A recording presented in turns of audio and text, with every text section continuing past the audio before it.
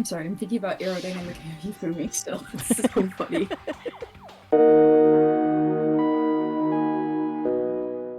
The world can now hear you. Hello, world! Investigation time! Yes. First, I better check the Monokuma file. The victims are Hifumi Yamada and Kiyotaka Ishimaru. The cause of death for each was a blow to the head. It is thought that they were both killed with a similar weapon. That's it. Ooh. Yeah, it's pretty strange. We got way less information this time than before. That is no problem. After all, the events of this case unfolded before our very eyes. We should know more about what happened than the Monokuma file could anyway. Maybe. Thoughts? Well, The Akira dots. There's something else that's bothering me. I literally just thought of this as she said that. I was like, wait, where the fuck is Kyoko? Someone else has been missing for quite a while. Are you talking about Kyoko? perhaps. Without a doubt, she has an alibi for when Celeste and Hifumi were attacked. But what if the killer wasn't acting alone? What if they had an accomplice? An accomplice! Oh, Makoto says it too. An accomplice. There dear. he is. Oh boy. An accomplice? What are you doing here? Monokuma appears! Don't be rude. I'm here to answer your question. What question? Yep. You're talking about accomplices, right? I'm pretty sure I explained it before, didn't I? During the first class trial? Speaking of which, I'd like to ask the bear, if there is an accomplice, do they also become blackened? So you ask, and so I shall answer. Each murder is allowed to have an accomplice, but only the one who does the killing will get to graduate. So in other words, two people can work together, but one of them has no chance of profiting from it. Then there's no way anyone would work together, right? In other words, So basically, you can be an accomplice if you want, but there's no gratification in it. So then, So, are you saying nobody worked together this time either? hey, Sorry, can't answer that. It would obstruct the free exchange of information between you guys. I just want to make sure you don't forget, no matter how much you might assist in a murder. phew. Only one blackened can graduate. An accomplice gets nothing. So in other words, Then we only need to figure out who that one blackened is that did the killing, right? Just like normal. Well, Okay, let me take this opportunity to clarify or verify the whole shebang. Stop. You know I have to. Goodness. In this class trial, what you need to determine is extreme! the one true blackened who devised the murder plot and put it into action. The true blackened. So just one person? Well now, That's enough for explainifying. Now it's down to the final battle between all of you and the blackened. Good luck to all the contestants. So there can only be one blackened. An accomplice wouldn't benefit. Farewell.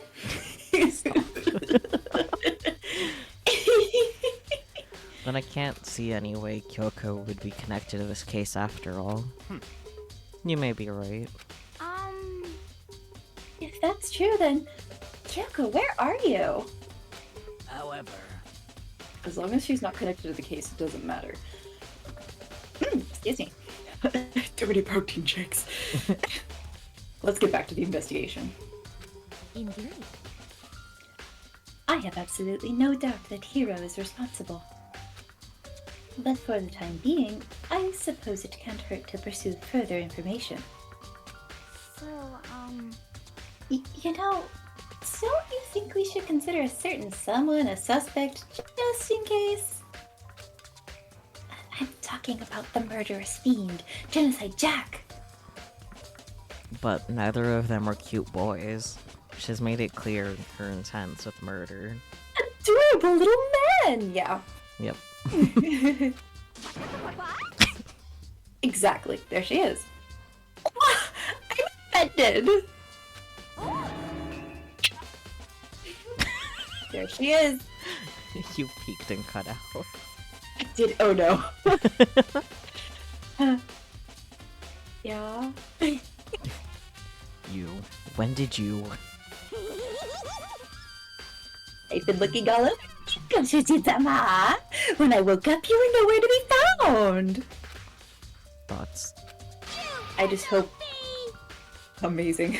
I just hope that was the most threatening Goshujin-sama you've ever heard.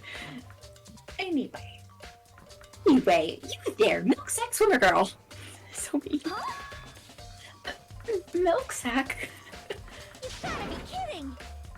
You know I gotta be a suspect. What the heck? Well, I mean, you are a serial killer, but they weren't, like, stabbed. Yeah. No The scissors modus in sight. operandi- Yeah, no scissors. The modus operandi was completely different. So, what? I'm like a special guest suspect every time? I have an alibi, you know. She's right about that. When we heard Hifumi scream, she was with me. And when the bodies disappeared, she was still lying unconscious in the equipment room. Plus, Taka's body aside, I can't imagine any way she would have been able to move Hifumi's body. Besides, I calculate every move I make. I'm not gonna kill someone when everyone knows what I look like. They don't call me the murderous fiend for nothing.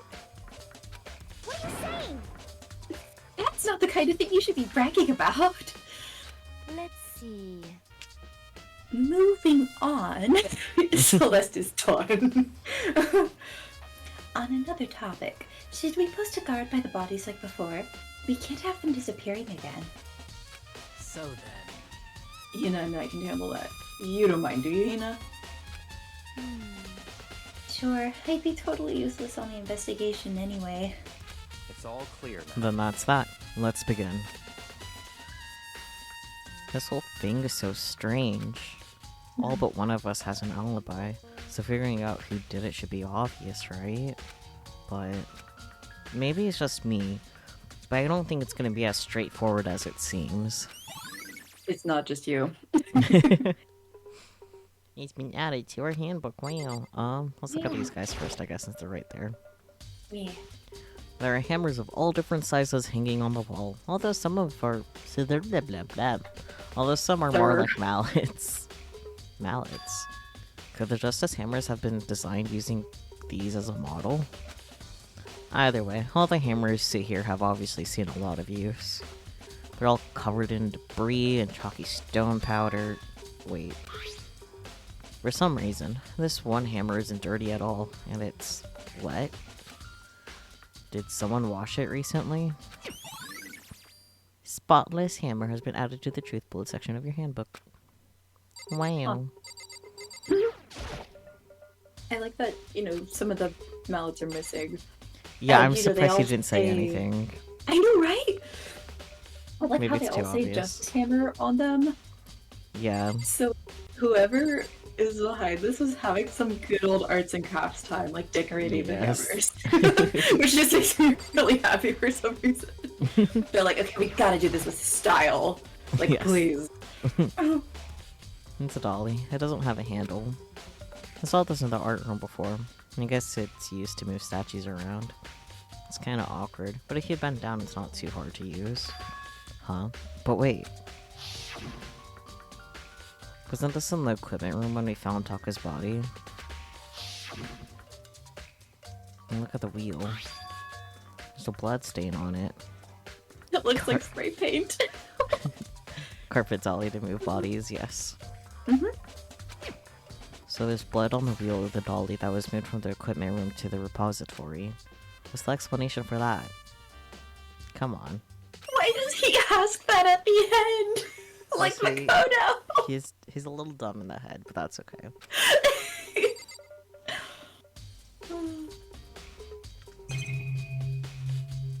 Okay, I'll talk to them and then look at the bodies. So, Sure. Hey, Makoto? I've been thinking about something. Yeah? It's about the repository. Huh? What is it? After Hifumi and Taka's bodies disappeared, we split up to look around, right? I was really scared, so me and Sakura stuck together.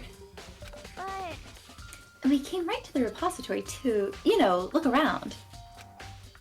But when we got here, the repository was locked. We couldn't get inside. It was locked? And we came here as soon as the search started, so there's no way someone could have beat us here. So if that's true, then who locked it? And why is it unlocked now? I wonder the same thing. The door was locked when the search for the bodies began, but now it's wide open. There might be some secret lurking in there.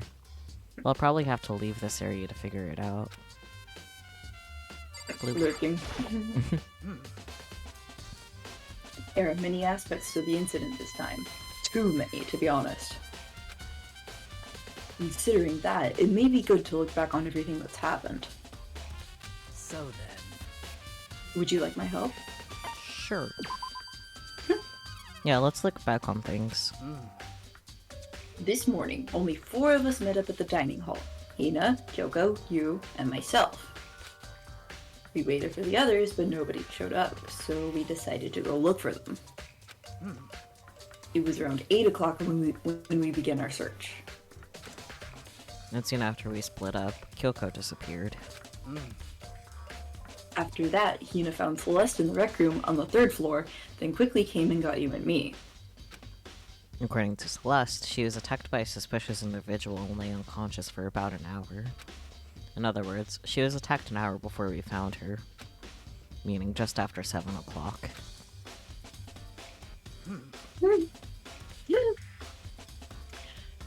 Based on the picture Celeste took, we discovered her attacker was dressed in a strange costume. Justice. It was Robo Justice. It also became clear that this Robo Justice had dragged Hifumi away.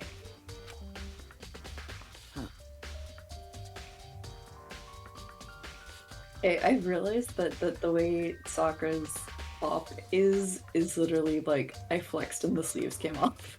Yeah. After meeting up with Toko and Byakuya, we began searching for the costumed assailant. We found an injured Hifumi in the library on the 2nd floor. We took him down to the nurse's office on the 1st floor, then resumed our search. But not long after leaving the nurse's office... Exclamation point, question mark. What's wrong? I saw a shadow, something moving around at the top of the stairs. And based on Celeste's claims, we went back up to the 2nd floor, where we split up and began searching. Then right after that... Celeste screamed. This time she'd apparently seen the suspect on the 3rd floor. Hearing her screams, we quickly made our way to the 3rd floor. Celeste, what's wrong? That was a rather intense scream for someone like you. I'm just remembering the freaking noise she made. Yeah.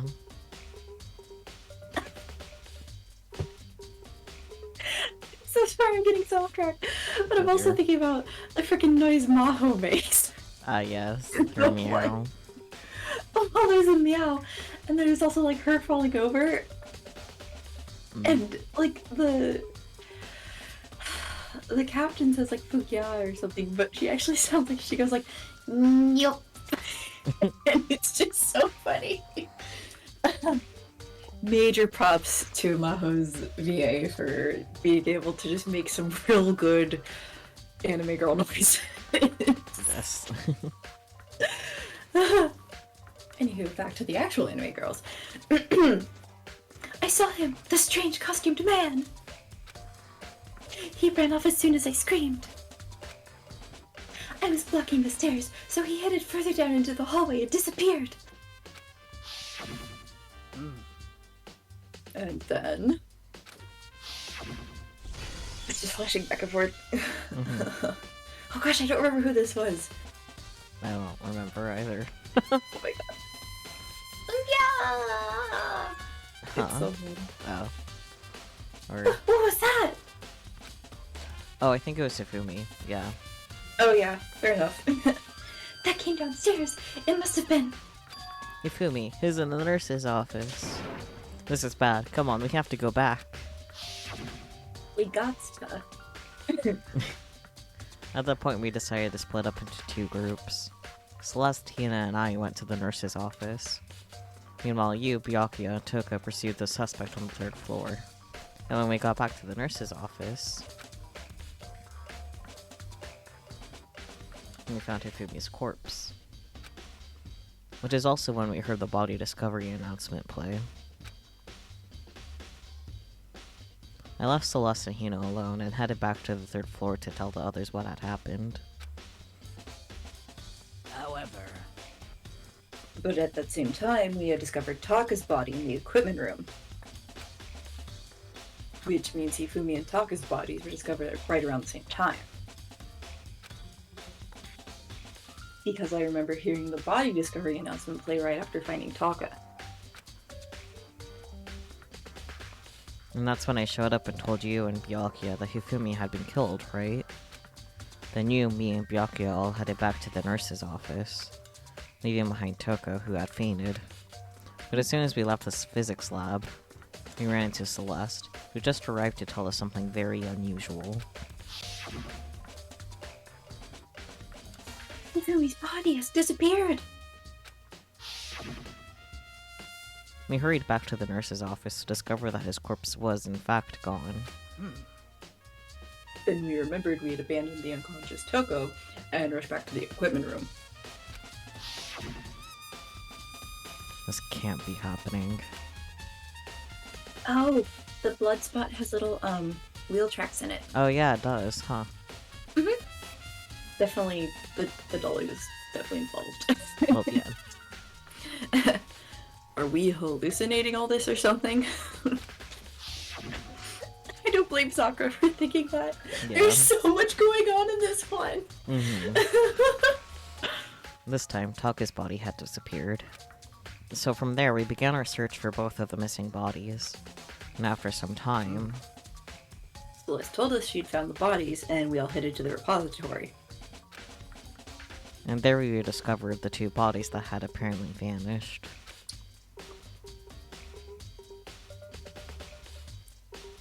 And that brings us up to now. however, Looking back, things have certainly been very active.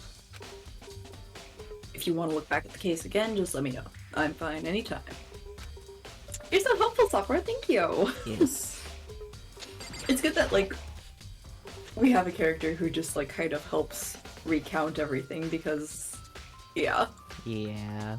Especially since it's been a week since we diddly-romped. Yeah. That's a good refresher, yay!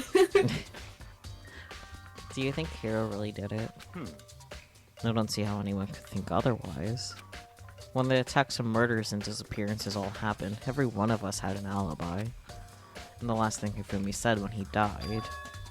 Yeah, he said Hiro's name. So, in other words, Then there's no room to suspect anyone else. Okay, but if he did do it, why would he hide his identity with that weird costume?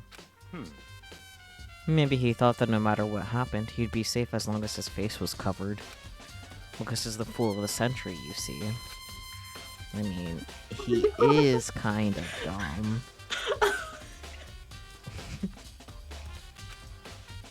But do you really think that's enough to explain it? I feel like there's a clue hiding in there somewhere. what? And is that it? That's all that bothers you about the case? Well, no. There are a few other things. Like, Why did the killer try to hide the bodies? They probably figured that if we couldn't find the bodies, we couldn't complete our investigation. But if that's the case, we found the bodies pretty easily, didn't we? Again, it comes back to the fact that the culprit was a moron. Yeah, Byakuya, you would know a thing about or two about tampering with crime scenes, wouldn't you? Is that really all there is to it? Thoughts. Another thing that bothers me is... why'd they bother killing 2 people? What? What? Because all the rules says if you kill someone and get away with it, you graduate, right? So if you're the killer, your number one priority is not getting caught. But killing 2 people means more clues, more chances you'll get found out. I see. Hold on. Perhaps. I see. So that's what that means. Is everything okay? Thoughts? It's okay, he's just having a moment in his mind palace. Don't talk to me as if we're friends. Huh? What's with the attitude? But you have my appreciation. Goodbye. Thanks to you, I might have some fun with this after all. His He's so weird! His mysterious words hung in the air as he left the repository. He talked as if he figured something out. But if he did, would I have killed him to tell me what it was? Yes. Yeah, for real. Him. Okay. Time to look at some bodies. Hello? Taka. He'll never move again. According to the Monokuma file, Taka died from a blow to the head. We found Justice Hammer 4 near his body in the equipment room. Is that what was used to kill him? And there's a tarp laid out under his body. Did the killer use this to move Taka's body? That way, there wouldn't be any blood left behind while the body was moved. Blue tarp has been added to the truth bullet section of your handbook. Blue. Ifumi's big cold body is lying on the floor. His really big body. Damn, don't fat shame him while he's dead. True. I mean, how on earth was the killer able to move someone so big? From the nurse's office where he was discovered to here at the repository. All the way from the first floor to the third. And all without anyone noticing it. How the hell? Probably the dolly. Dots. It's no good, I just don't get it. I can think about it later. For now, I have to finish investigating Kufumi himself. If I remember correctly, Kufumi's fatal injury was also a blow to the head. Probably from Justice Hammer 3, which is laying on the floor in the nurse's office. Huh? Wait. Something's off about his body. Why am I getting this feeling? Something's different. Something about Hifumi's body in the nurse's office versus his body right now. He's dead right now, and he wasn't dead in the nurse's office. True. And that's it. His glasses. Ah. Oh Yeah, yeah. that too. When his body was in the nurse's office, his glasses were covered with blood. But now, they're completely clean. Does that mean someone wiped his glasses off? But who would do that? And why? Ifumi's glasses have been added to the truth bullet section of your handbook. Whee! I think that's all to look at in here, right? But I can't leave the room yet. Oh.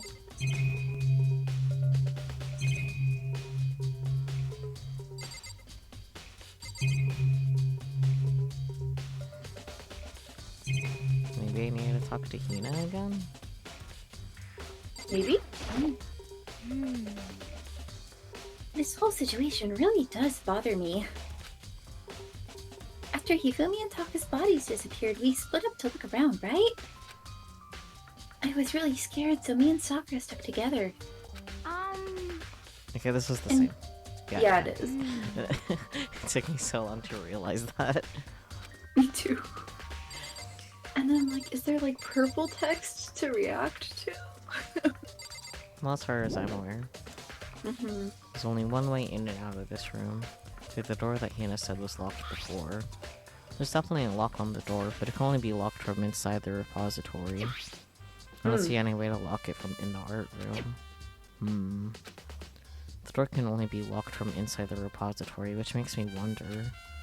Hina and Sakura confirmed that the door was locked after we started looking for the missing bodies. And the door is designed so that it can only be locked from inside the repository. In other words, when Hina checked it, someone had already gone in the repository and locked the door. When they were done, they unlocked it and left, which is why it's unlocked now. But Hina claims there's no way someone could have beaten them to the repository. So that certain someone... Repository door has been added. There's gotta be a clue around here somewhere. Maybe we should check somewhere else. There's some places I already know about. First, the nurse's office, where Hifumi was found. Then the equipment room, where Taka was found. Okay, now I'm allowed to exit. Yeah. Leave? Yes.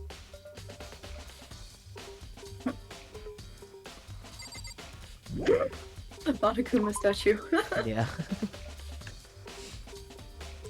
Let's go back to the other thingy over here, because it's right here. The physics lab? Yeah, there we go. Okie dokie.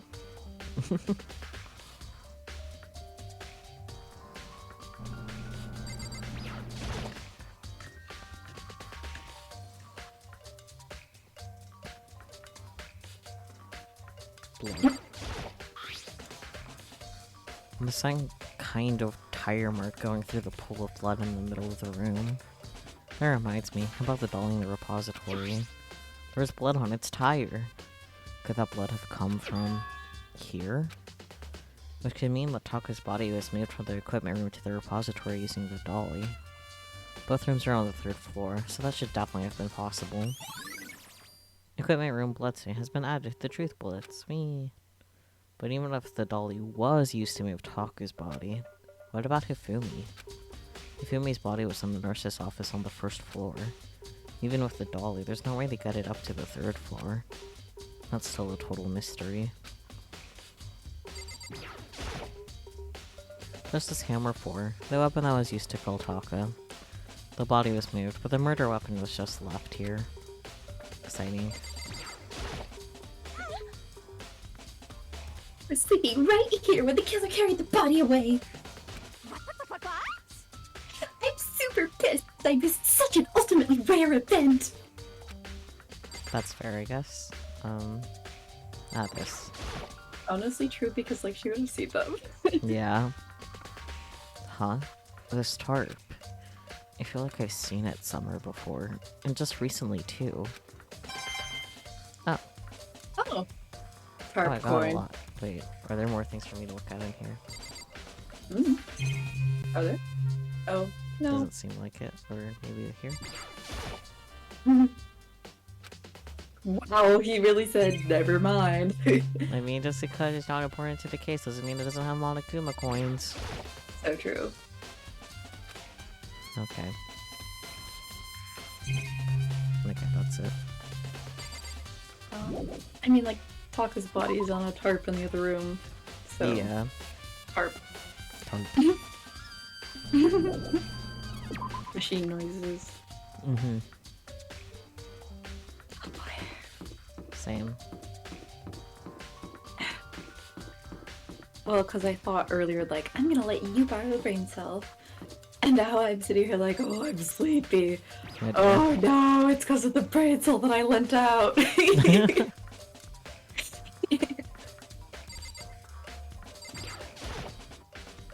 Celeste. Was she really attacked with this Justice Hammer 1? But what the heck is with this thing? Okay, well this got me no information.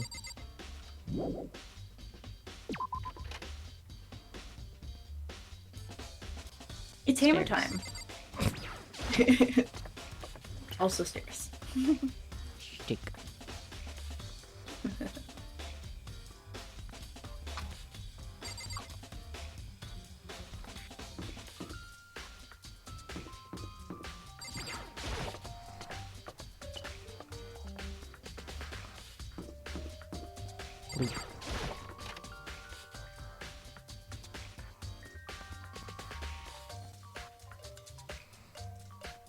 Yeah, Celeste. This is Hammer 3, the one that was used to kill Hifumi. Someone moved the body, but left the weapon behind.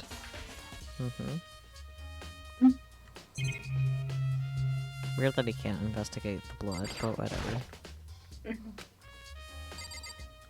I think you can investigate the trash can. Yeah, right? but I've done it before, and it's not relevant to the case. Look at it anyways, though. Fridge. Fridge. Oh. This is me though, I'm not a vampire. Hello. Just a normal trash can. Huh? Wait, there's something inside. Oh. It's too small to be a handkerchief. It's a Gloss's cleaning cloth. And it's got some kind of cartoon character on it. But it's also covered in blood. Oh. Yeah. Did you find something? Yeah. There's a cleaning cloth in the trash can. Huh? A cleaning cloth? And it's all bloody. Whoever this belonged to must have used it to wipe up some blood. But who would need to do something like that? I haven't the slightest idea. Yeah, me either. But I think it might be important. Glass's cleaning cloth has been added to the truth bullet section of your handbook. Yay. Makoto, oh my goodness. How are you not, like, immediately making this connection? This is a silly. That's good. Okay. Celeste is all Like, upset. forget about the monitors. What are you investigating, Celeste? I am not investigating anything, precisely speaking. I am simply going around, seeing if Hiro might be hiding somewhere. What about you? No, you know, I'm just checking this and that. The main thing on my mind is how someone could have moved Fumi's body. Let's see. How Ifumi was moved, eh? When it disappeared, you were supposed to be in the nurse's office, right? Yes, indeed. Correct. Hiro was not feeling well, so I stayed behind to look after her. But she seemed to be getting worse, so I took her to the bathroom. And when you got back, the body was gone? We could not have been gone for more than a minute or two, though. Yeah, Hina said the same thing. So then, the killer was able to get in and move Hifumi's body in that short amount of time? Indeed. It would seem so. To carry off someone as big as Hifumi in only a couple of minutes is... I can't think of it as anything less than impossible. Listen, Makoto, sometimes people work out. Oh boy. Celeste account has been added to the truth bullet section of your handbook. Yay. Yeah. Yeah, okay, jump scare. So this is where you were. I've been looking for you. You have? You have? I wanted to thank you for what you did. Not that you meant to, but you ended up making this little game of ours very interesting indeed. Fair. We should go to Hero's room. Oh, and let me give you this. Meet in the dining hall. This is the note Hero wrote to get us all to meet up, right? You remember well. Well, the penmanship was pretty remarkable, so it left an impression. It's all clear now. Anyway, this makes it clear, right? This is a trap. What is? Things grow ever more exciting. What are you talking about? I've already repaid my debt. I don't owe you any more explanation. Goodbye. Okay. Annoying! So annoying! Shows Anyways. Yeah, exactly. Yasuhiro's message has been added to the truth bullet section of your handbook. So he said to go to Hiro's room, but what's waiting for me there? Robo Justice. No, I'm kidding. I Yasuhiro. don't remember. I don't remember either. Hero's been in his room asleep this whole time. That would be funny. Would be really funny. I don't think so though, because he's been pretty No. much in charge of like the meetings and shit though. No, I know. Can I say hi to the fishies? don't know, can you? Yes. Yes! It's a fish tank. There's a bunch of little fish swimming around inside. Little fish. I can't imagine how this has anything to do with the case. It doesn't. It's just stress relief.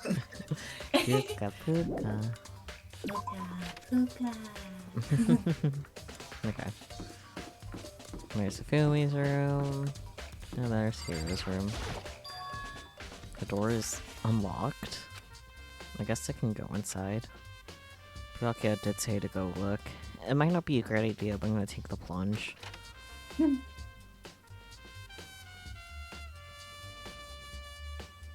Oh my. He certainly made himself at home. Why are there boxes? Aw, man. Where did he get all this stuff? This is Hero's room. There's all kinds of weird stuff in here. Where did he even get it all from? That's what I said. Despair, not a cabbage. Good. I'm a little confused, but okay. More importantly, he still hasn't turned up. Which means he can't really complain if I don't get his permission to search his room, right? Fuck shoes. I think there's something in the cardboard box. It's blueprints for something, and something made out of... It looks like cardboard, plastic, and plaster. This is Robo Justice. And it's in Hero's room? But wait. These blueprints. Something about them bothers me. Robo Justice Blueprints has been added to the Truth Bullet section of your handbook. Amazing. But what if he gives me Monokuma coins? We're trying our best. I can look at his bed. It's a normal bed. Pretty much just like the one in my room. Okay. Oh. That was short-lived. He's been stuck in the bathroom the entire time. I soundlessly checked the bathroom. Dots. There's nothing in here. It's pretty gungy though. How does the bathroom even get this dirty? No comment. Oh dear.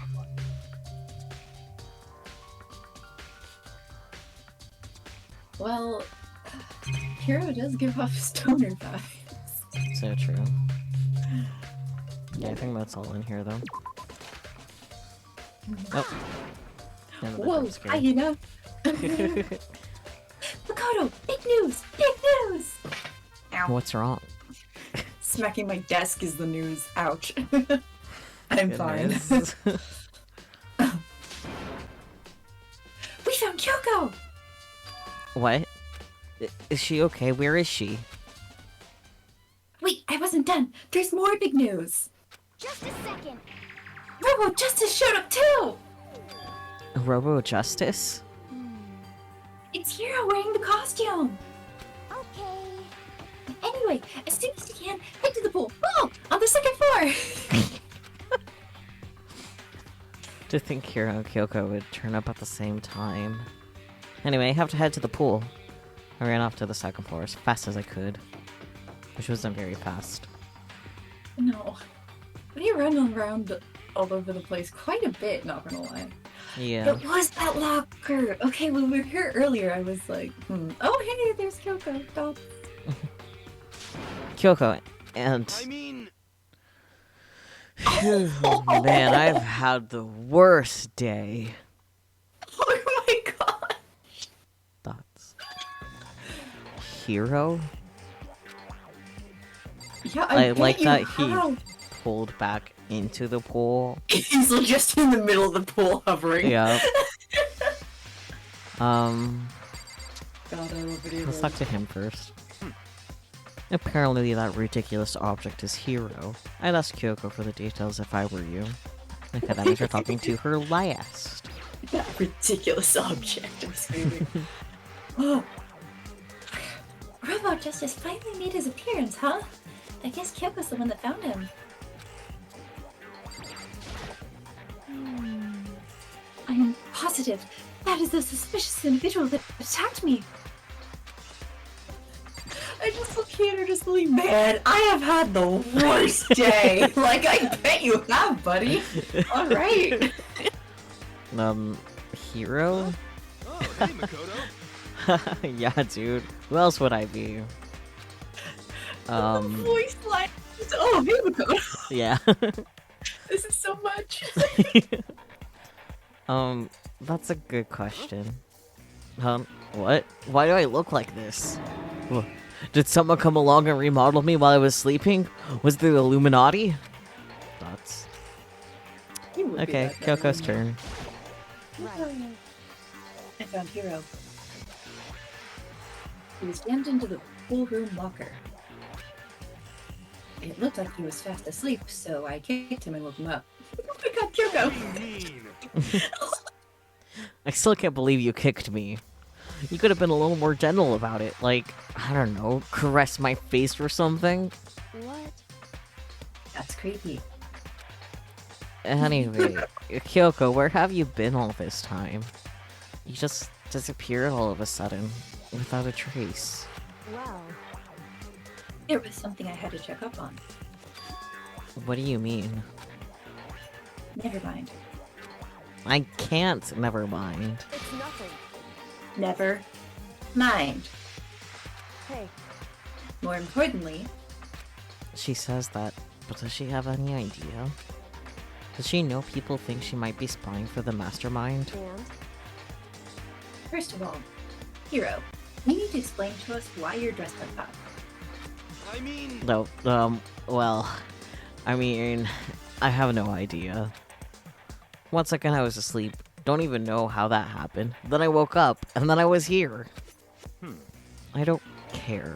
Do something about that costume. It pains me just to look at you. Bo, I don't know what's up with this thing, but I can't actually get it off. A little help? Why would you make something that you can't get off by yourself? got it all wrong. I didn't make the stupid frigging thing. it would seem. There's a clasp from the back that's keeping you from getting it off. It looks... Why does it look like a suitcase clasp? Like, okay.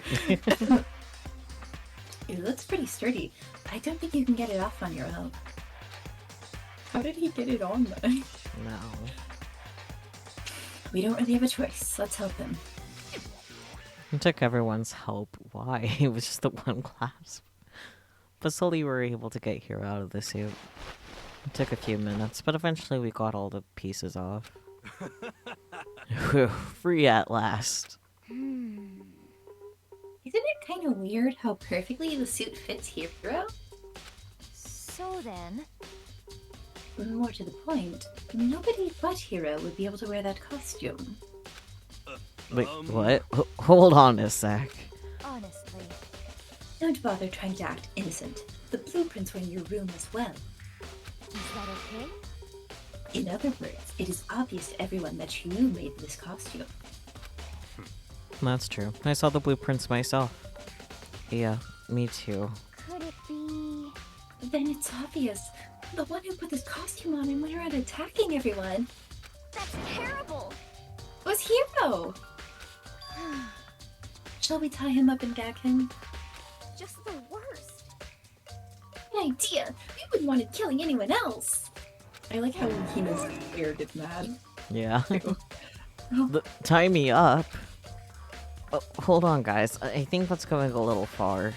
That's right. He may be a suspect, but he deserves fair treatment. Yeah, I mean, attacking blueprints? I have no idea what you guys are talking about. What the heck? You can't talk your way out of this! It's been decided. You killed them! What? Killed who? I have no idea what you're talking about. There must be a fake hero running around. What are you saying? You're the only one who can wear this costume. So who else could possibly be the costumed attacker? How do you know I'm the only one? Maybe you should try it on for yourself before you convict me. Okay. Fine, if you're gonna be a jerk about it, I will. Without missing a bit, Hina started putting on the Robo Justice costume. obvious it is? This is so goofy. Yeah. I mean, come on. I'm blind as a bat in here. Can't see my feet at all. I'm surprised you got anywhere in this thing. I'm telling you, it wasn't is me. he. And not to mention, you totally can't bend at the waist. Seems like a pretty obvious oversight. That's not a very nice thing to say. I mean, it's not like I made it. I just got caught up in the moment. Well, either way, now we know for sure, right? I mean, it seems pretty clear that nobody but Hero could have fit into this dumb costume. And then a huff, Hina took the suit back off again. Ah. Well, now you're all out of excuses. No, see, it's 'cause you're a girl. If it was another guy, then... Makoto, go ahead. Okay. Against my will, I picked up the pieces off the floor and tried putting them on. Cute cosplay. It's no good. Their arms are too long. There's no way I can wear this. Just a second. You know, like, Byakuya is actually the one that I would suspect of possibly fitting the next best in it besides Hero, because they're both tall. Yeah, and Makoto is Like, the literally clothes and shorter the- than Hina. He's a little guy. Mm-hmm. So I could tell Byakuya just like would not have done it, because you can tell he just hates the costume so much. Which Yeah. is really funny. So he wouldn't have done. Little baby man, little baby. He's just a little guy. But yes, gosh, this is so ridiculous. I love this style. It's so dumb. See? I told you it was impossible! You are absolutely right. It seems this costume was made to fit Hero's body exactly. But Then there's another costume. They must have one that looks the same, but fits them. Honestly. If you insist on this line of defense, then show us some evidence. what the heck? Evidence. You claim there's another suit, yes? Then you must find it and show it to us. But what the heck? Just the worst. Who cares? Hero's the only one without an alibi during this whole thing anyway. That's terrible. Which is how we know it was him. I mean, is that really true? I have no idea what's been happening. Could someone, like, tell me? Robot Justice costume has been added. Who do I need to talk to next? I lost a beat there. Or Hero. Let's talk to someone other than them and find out, I guess. They'll tell us. Oh, okay. There's no talking your way out of this one. You did it. Everyone knows it. Okay. It's looking more and more like it really was a setup.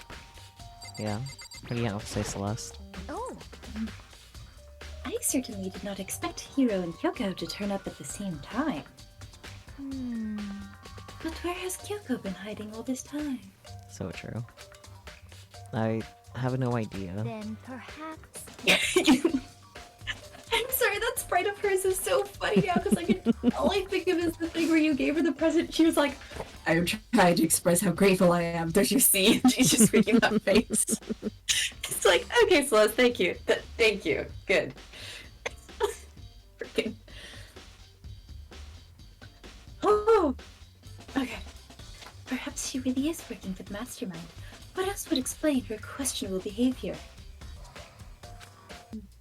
But You are quite protective of her, yes? that's because she helped me out so much up until now. If I were the mastermind, that is exactly what I would do to earn your trust. Dots. Okay, Hero first thing. Koko's Kyoko? still hovering in the middle of the pool. Yep.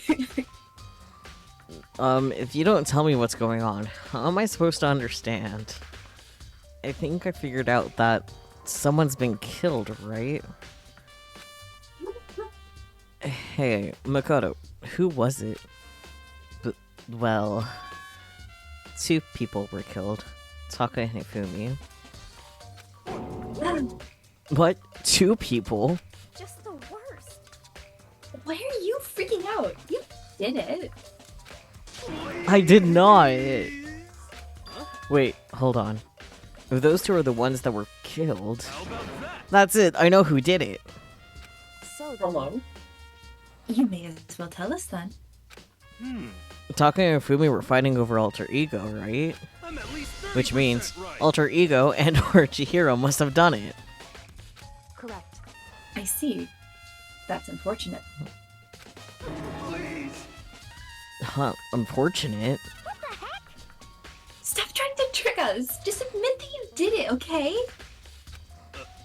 I'm telling you, you got it all wrong. Oh, I know. That note. No. Last night, someone slipped a weird note under my door. And here's what it said.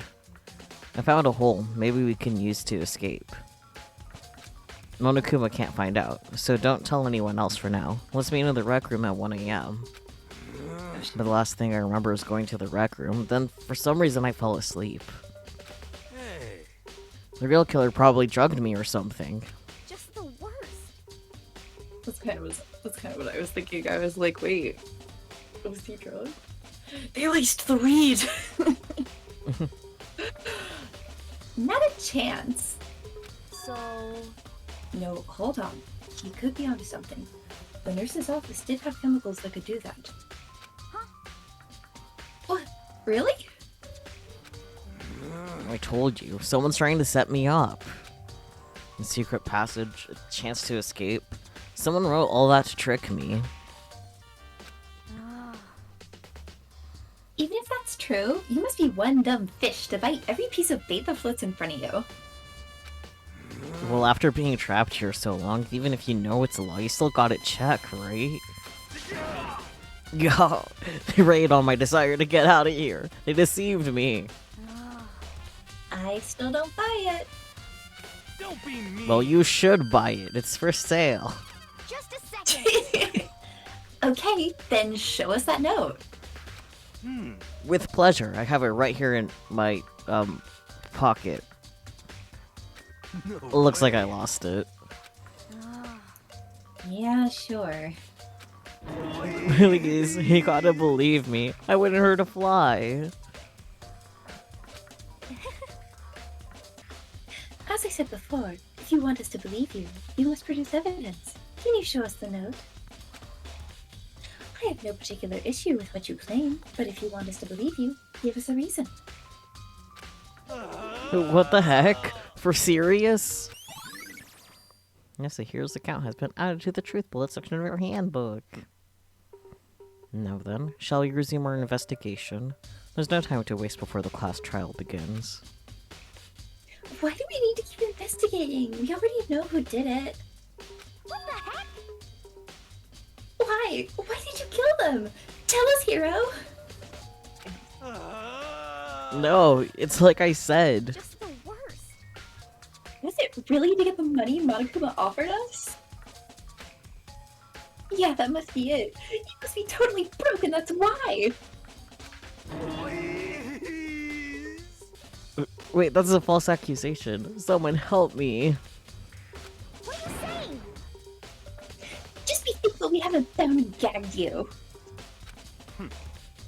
If you have time to yell and carry on, you have time to search for your evidence, right? Ah, you're right. I need to look for the second student in that note. Feet, don't fail me now.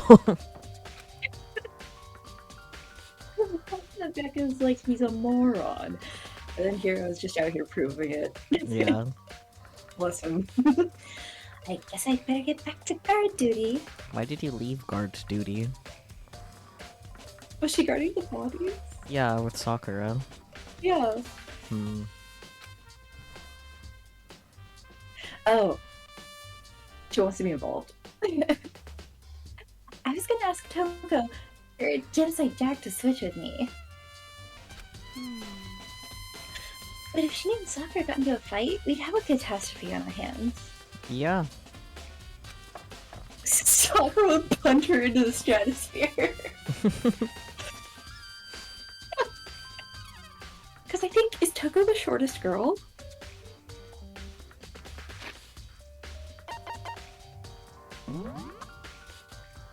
I don't remember. Oh my goodness, it just has the whole thing. This is dead. She is 5'4". So... Oh, she's 5'4". Okay. Oh, Hina's 5'3". Hina's Okay, so shorter. she's not even the shortest. Yeah. Well, You read bye. that. Yeah, okay. Never. One by one, everyone peeled away like bananas. Makoto. Makoto, do you have a second? Oh no, spooky. Huh? I want you to help me with the investigation. It would seem... It looks like I got a late start on this one, so I need to make up some ground. How about you tell me where the fuck you were? Yeah, exactly. Thoughts? Sure, I don't mind helping, but can you promise me something? Later, when we have time, will you tell me why you disappeared? Why is that? No. Then I guess I'm not helping you, damn! To reject me so simply. She just looks at us like, no. Yeah. To reject me so simply. Anyway, I need your help. You don't mind, do you? Yes. Okay. Shall we go? Thanks. Now then, shall we? Makoto's such a pushover. He is. Hey, Oops. I accidentally skipped the dialogue. It's okay. Is She was it? like, first of all, I'd like you to help me examine the corpses. It was something similar. Okay. Well, you have the brain cell. Examine the corpses. I can't believe I'm hearing that from a girl the same age as me. correct. Dead bodies don't lie, you know. They tell the truth far more easily than the living. Hey, Wouldn't you agree? How am I supposed to answer? anyway, Anyway, we have to hurry before the class trial begins again. Yeah, you're right. Okay then, show me where the bodies are. And they're in the repository. Then I guess we should head that way for now.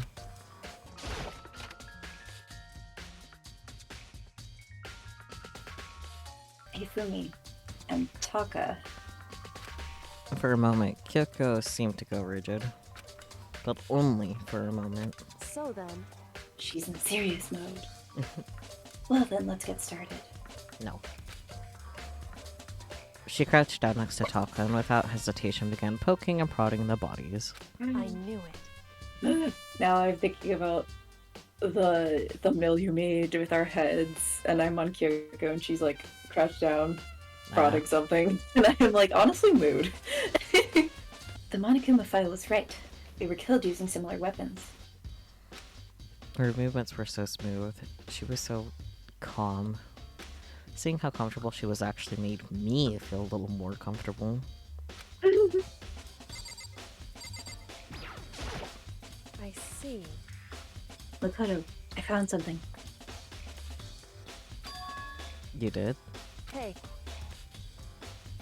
You remember the wristwatch Taka always wore on his left hand? No. He did. Same. whew,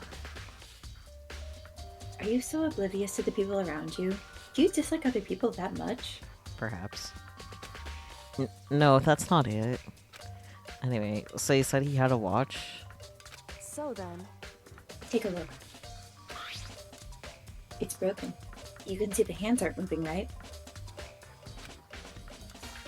It most likely broke when he had his encounter with his assailant.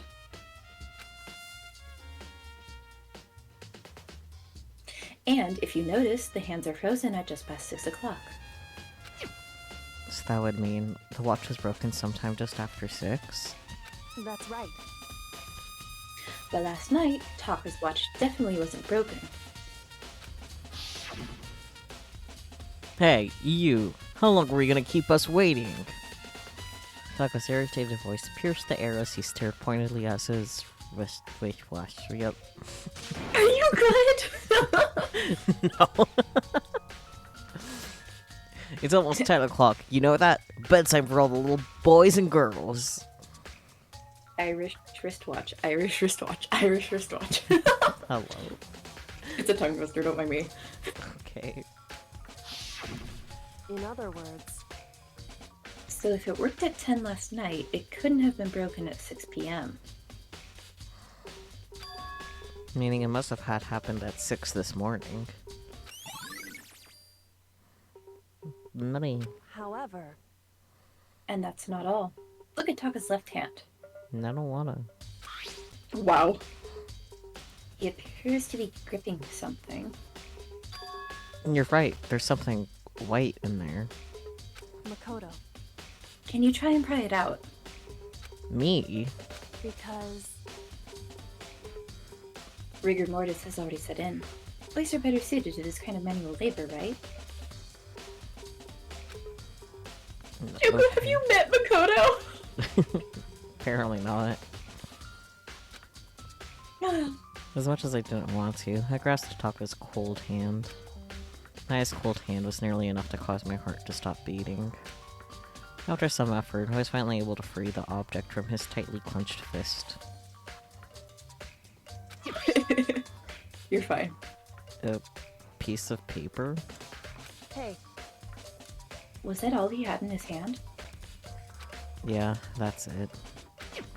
Just a little scrap of paper. Doesn't seem like much of a clue, does it? is that right? I wonder about that. Kyoko then turned to Ufumi's body. So then, Let's check Yufumi's body now. Perhaps he's left us a few clues of his own. Wee.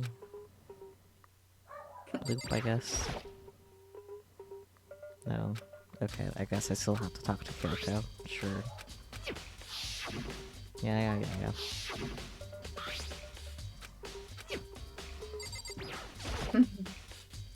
So, did you find anything? indeed, I did. More than I expected, to be honest. Look at this. A wad of paper? that's right. Hifumi had it hidden on him. Hidden?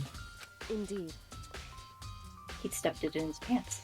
So I can only assume he'd hidden it on purpose, you see? Why in his pants though? That's sus. Anyways. In his pants? Wait, so you... why is that? It was just his pants. Not like his socks or something.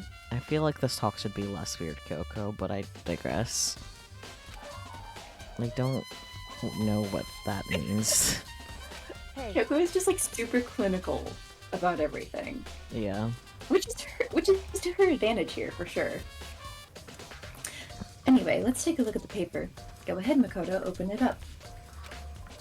When I think of how it was stuffed down his pants, it's like... It better be important, Hifumi, or I'll never forgive you for this. A note? Ah, it's the note. I found a hole maybe we can use to escape. Monokuma can't find out, so don't tell anyone else for now. Let's meet in the equipment room at 6 a.m. so That sounds very familiar. That's it. It's the same thing Hiro said. Then he was telling us the truth. however, Although, it's not exactly the same, is it? Last night, someone slipped a weird note under my door, and here's what it said. Found a hole maybe we can use to escape. I like that it's still keeping that poor grammar all the way through. Anyways. I noticed that too. I was like, the grammar is bothering me. Oh. Monokuma can't find out, so don't tell anyone else for now. Let's meet in the rec room at 1 a.m. The time is different. Hiro told us that his note said to meet at 1 a.m. But the note they wrote to Hifumi asked him to meet at 6 a.m. is that right? Hold on. Just because Hifumi had the note doesn't mean that it was meant for him. Huh? Part of it has been torn off, right? I think there's likely some meaning there. Obviously, it's the piece that Taco was holding in his hand. Mm-hmm. Was some meaning to part of it being gripped? Could you maybe explain a little more for my tiny little brain? Think carefully. Hey, Why would he have been clutching that scrap of paper so tightly? I have no idea. so then, What if it wasn't just a scrap of paper when he was holding it? What if it was something more important? And how would something important like that become a mere scrap of paper? That's what you need to answer. The note Hifumi had. hey, And while we're at it, I should tell you one other thing. Where were you? The two victims this time definitely had their e-handbooks on them. I forgot about those existing. So the handbooks have nothing to do with how the murders were carried out. Not that there was any reason to think they were connected to the killings in the first place. So you're saying I don't have to think about the handbooks this time, right? is that right? If you didn't have to think about them at all, I wouldn't have gone out of my way to mention it. All I said was that they weren't used to help carry out the murders. There may come a point, however, where a handbook may play a role. No boy. The handbook may play a role. I don't think I understand. But if Kyoko thinks it's important, I better keep it in mind. E-handbook has been added. They don't be wrong. Don't be wrong. They don't be wrong. My favorite time. Say no big long time. Are you excited? Are you pumped? It's time for the class trial to begin! Like the bright burst of fireworks, like the flash of a soul clashing with life and death. And so, with no further ado, No further ado, but I like her. everyone please meet at the usual spot. Make your way to the red door on the first floor of the school. See you soon. It would seem It's unfortunate, but I suppose this is where our investigation comes to an end.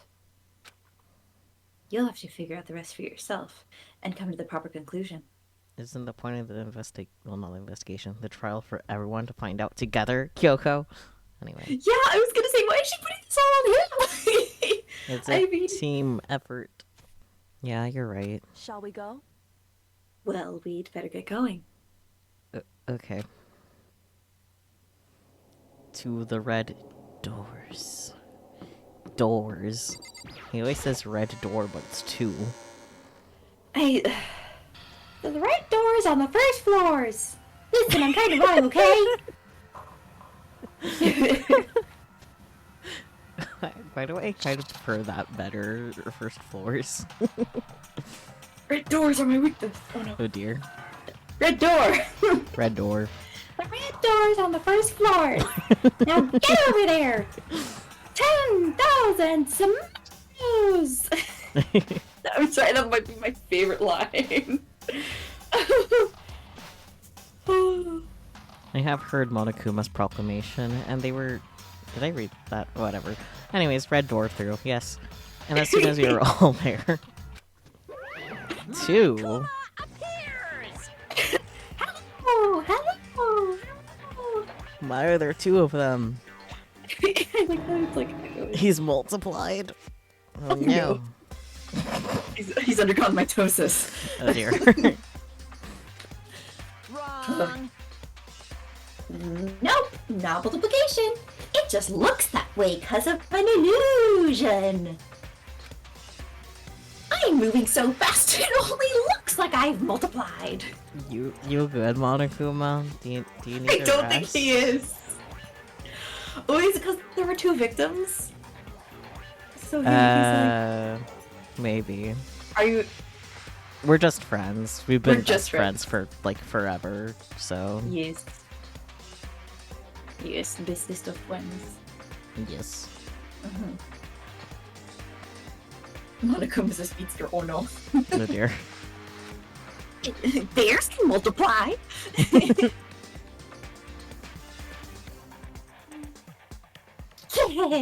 Can you guys tell which one is the real Monokuma? Can we just get on the elevator already? Thank you, Kyoko. Boy, the crowd. You're not playing along. Oh, Stop talking. We're not here to play with you. Okay. okay, fine. Aw, I didn't want to play with you guys' hand. Oh, yes. Then if everyone's here and ready to go, please board the pain train. Elevator. I'll see you guys down there. Let's go. Okay then, shall we? Look, hold on, I'm not mentally prepared yet. What the heck? You'll... oh. It's the first time I've done You'll that. never be mentally prepared. You can't run away anymore, hero. You're gonna pay for your sins. What the heck? Now it's your turn. What the frick? I told you already, I didn't do it for serious. There we go. Anyway. That reminds me. Did you ever find the other costume? Or the note? Well, no, but... How unfortunate. Then it would seem we have our culprit. I actually don't know what's going on. It's okay. He made a sound. Hero makes hero noises. Mm-hmm. Hey, This isn't the place to talk about it. Save your accusations for when we get to the courtroom. Kyoko really said tell it to the judge. Yeah. That's right. She's right. Well, let's get down there first. Then the story can really begin. Yeah, good idea. That's right. I have to. I have to do it. Makoto! I can't let whoever killed Hifumi and Taka get away with it. For everyone who's still alive. Or for the two that lost their lives.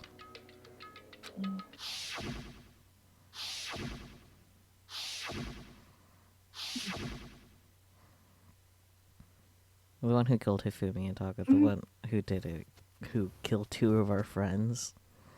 The killer is someone right here. No, someone off it, out in the distance that will never return. Someone who's not here right now. Yeah.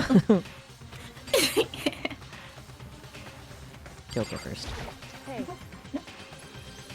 The story begins when we get down there. He felt like a teardrop. No. Come on, Big Mac, let's do it. Oh my god, is she calling Makoto Big Mac? Yeah, I think she did it before. I think she did too, and I think he Yeah. was surprised, but now like no one is surprised at Yep. in the Senjak. They've accepted Which it. is kind of funny. Yeah. The top question since she's appeared, what that tongue do? Been What asked that by tongue many do? people. He is aerodynamic, yes. Maybe that's how they got it from the first floor to the third. Yeah. That's so cursed, oh my god. Okay. Oh, It wasn't me. You gotta believe me. Were you listening? Wait till we get to the courtroom to begin your arguing. I just want to say hi, damn. Just the worst. Let's hurry up and go so we can make Hero pay for his crimes. Damn. I don't like Monokuma's carefree attitude. Bear-free.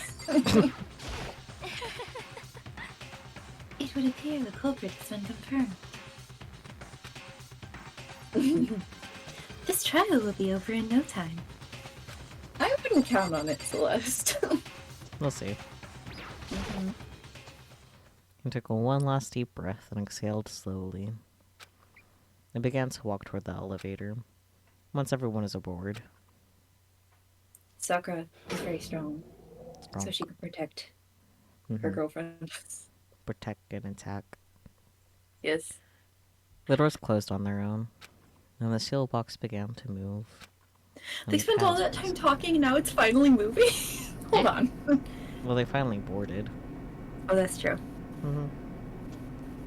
The clunking of the elevator kept us company as we fell further and further down. There was no going back.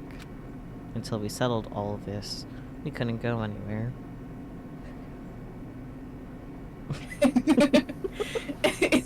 God bless. Celeste, I'm trying to sneak around, but I'm dummy thick and the clap of my ass cheeks are alerting the other students. I'm not sure how long it was before the elevator finally came to a stop. This is the third time, Makoto. You have to have some idea. Nope. The elevator doors slid open, opening up onto a cruel fate.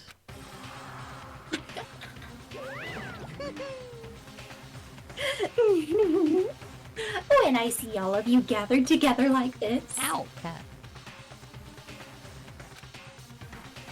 I just realized how few of you there are left. Your school life is slowly reaching its climax. Sus. Only because of you. Why? Why are you making us do such cruel things to each other?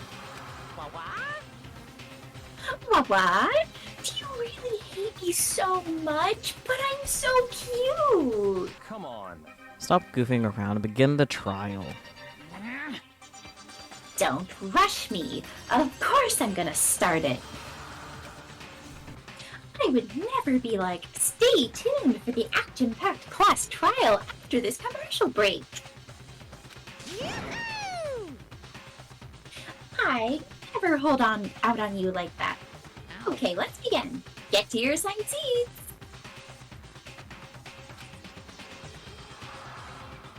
And so the curtain opened once again. A deadly judgment, a deadly deception, a deadly betrayal, a deadly riddle, a deadly defense, a deadly faith, a deadly class trial. Class trial!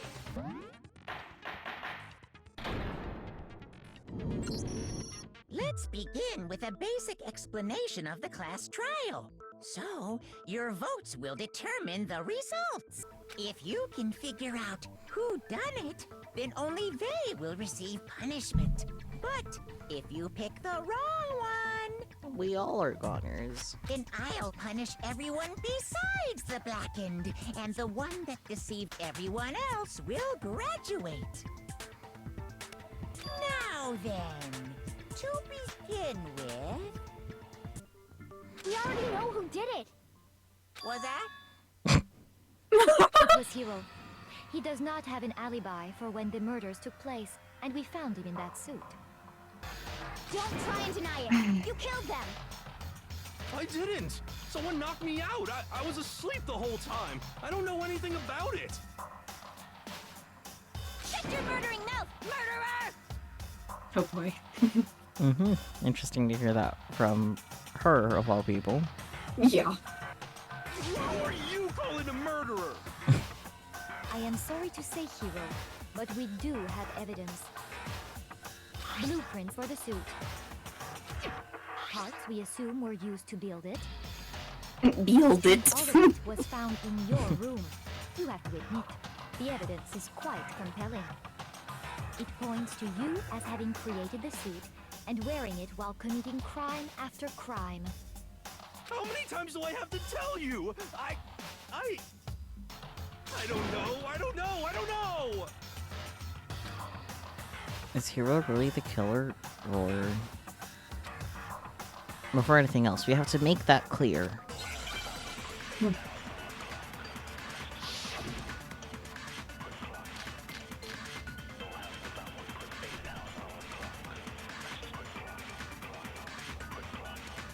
Everything we found in your room.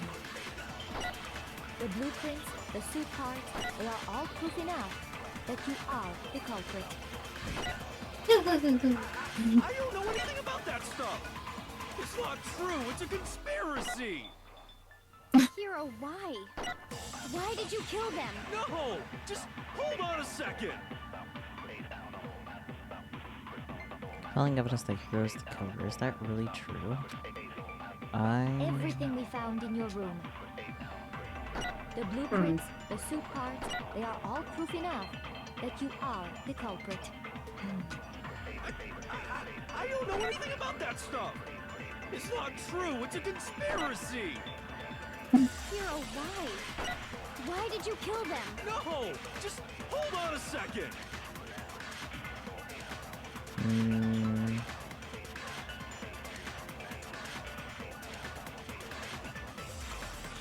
I think I'm gonna try Yasuhiro's message to the blueprints because the handwriting doesn't match. Yeah. Did he kill them? We're about to find out, Catman. Everything we found in your room. The blueprints, the suit parts. Okay. No, it's wrong. I honestly wasn't expecting that to actually be right. Are we sure Hero really made those blueprints? What do you mean?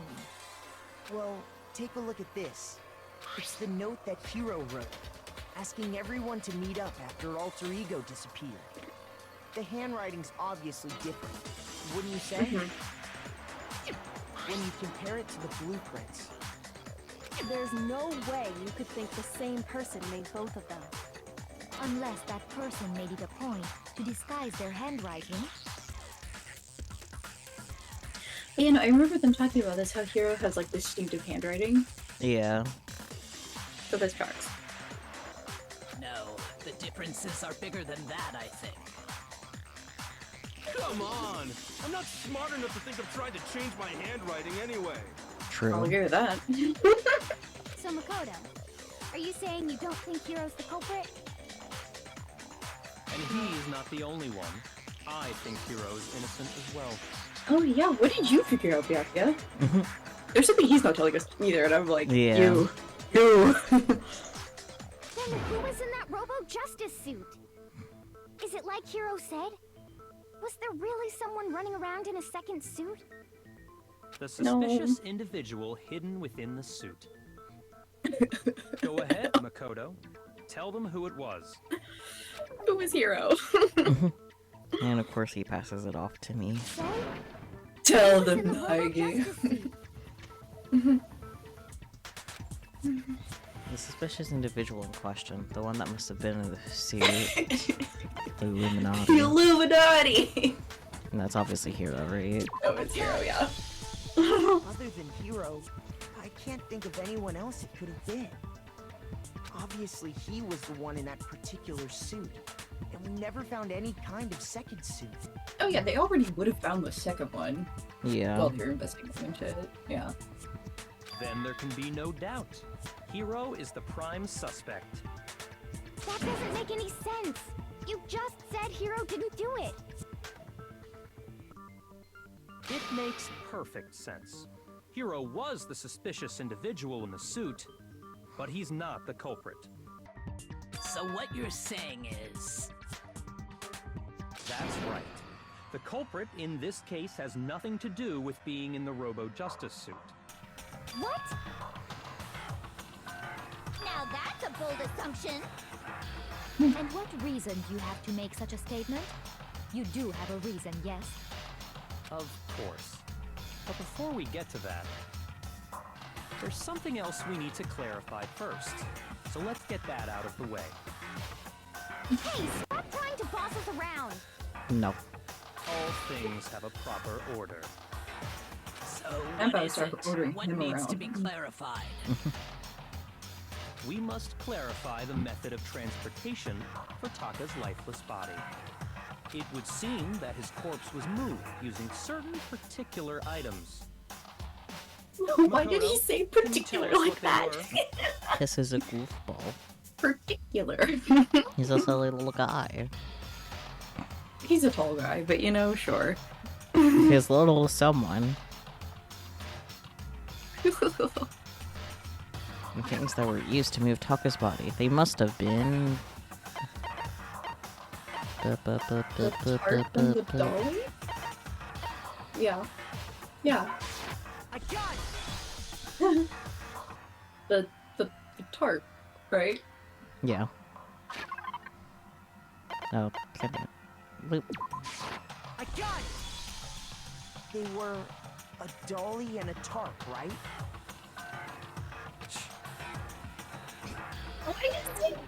What's the attitude? Yeah, exactly. So, let's see if I can explain. Taka's body disappeared from the equipment room, and then we rediscovered it in the repository. And when we found it for the second time, it was wrapped in a blue tarp, right? It was the same tarp that, up until then, was stored in the equipment room. So the killer must have seen it there, and decided to use it when they moved Taka's body. That way, they wouldn't leave any bloodstains while they were moving it. Okay, that explains the tarp. And the dolly? Same thing. Fucker sounds so menacing. I'm sure the dolly was in the equipment room when we first found Taka's body there. We're in the process of finding out, Catman. No. Just wait and see. But when the body disappeared, so did the dolly. Later, when Taka's body reappeared in the repository, so did the dolly. In other words, you think they used the dolly to move the body, am I right? But are you sure you are not mistaken? Huh? Huh. Are you Indeed. absolutely positive the dolly was in the equipment room when we found Taka's body? That dolly was made specifically for moving large objects between the repository and the art room. It would be very strange indeed to discover it had made its way to the equipment room. You think if Umi did it, one of the two people that are dead? That would be Is it interesting not though. possible that Yeah. it was in the repository all along, and you simply didn't realize it? It's the perfect It's crime. the perfect True. crime. She's raised an objection. How do you respond? Object back, I don't know. There is no shame in being wrong. Nobody expects much from you anyway. Wow. We have all Wow. accepted the fact that you rarely understand what is going on around you. Wow. Wow. I've never had anyone sound so nice while being so mean. But maybe I could change her mind. I could just explain to them why the dolly must have been moved from the equipment room to the repository. Okay. Oh boy, a new element has been boy. added. Sure though, because I don't remember. Is this the rhythm game thing? No, the No, rhythm that's game the thing is the end. end, yeah. Yeah. Bullet time battles. You think Joe did it? Alright. Yeah, Joe Mama. Yeah. Let's talk about reloading. Starting with this next bullet time battle, we're gonna add one more ingredient to the recipe. Oh boy. On the bottom of the screen, underneath the tempo marker, you'll see your ammo count. Tempo marker. Up until now, there hasn't been a limit on how you destroy your opponent's statements. But from now on, just locking on and pressing the left mouse button won't be enough to handle them. Now it'll cost you 1 bullet to destroy a single remark. Once you're out of bullets, you can't destroy any more statements, no matter how locked on you are. However, you can reload by pressing the tab key. Just like locking on, you'll have to press the tab key in time with a tempo marker. Basically, just remember the tab key now has a function along with the RMB and LMB buttons. You'll automatically reload at the start of the fever time, and your ammo will not decrease. Oh, but your action difficulty is set to gentle, so you won't have to reload at all. Oh, thank God. I'm glad I did No, that. It's if- like... Did you set Oh, it to yeah. gentle? Or, Yeah. you know what? I don't know anymore. In I which was case, you like, know wait, everything oh I no. just said. Well, then good luck and have fun. We'll see what happens. Okay. Because I was thinking about it, it's like, it's one of the bloodstains, right? Oh, it is That is this. wrong. I cannot agree. You are a fool. So pathetic. Lies will get you nowhere. Do your worst. Away with you. You miserable wretch. cannot agree. You are a fool. Lies will get you nowhere. Do your worst, you miserable wretch. You have it wrong. I cannot agree. You are a fool. So pathetic. Lies will get you nowhere. Boy. I cannot agree. This should prove it.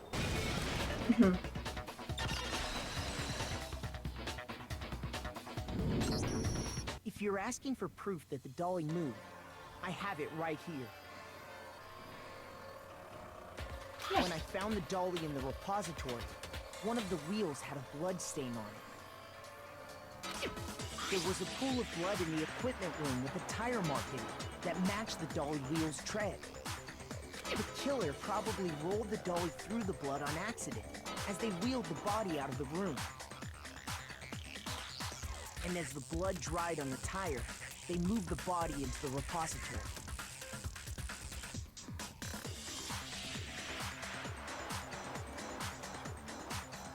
So there's my proof that the dolly was used to move Taka's body. Jeez, does Celeste really hate me that much? Well, anyway, that was just something we had to get out of the way. Let's get No, back she just to the doesn't main like being subject. wrong. Yeah. She's Doesn't a it- gambler, remember? Yeah, there's that too. But isn't it kind of odd that like she's been like way more active in this case than normal? Because she normally doesn't give a shit. Yup. Yeah. Yeah, the subject of how Robo Justice didn't do it. Because if it's not a killer robot, then what kind of robot is it? A Gundam. Hina. I don't know. Hina, hello. He does look like he would say well technically before saying anything. I'm not sure that really matters. True. I'd be happy to explain why the occupant of the suit couldn't possibly be the killer. He was locked up in a locker. If you look back on how the body was transported, it will become immediately obvious. Because he couldn't bend. Oh yeah, yeah. If I look at how the body was moved, it'll be clear why the person in the suit couldn't have done it. What does he mean by that? Things.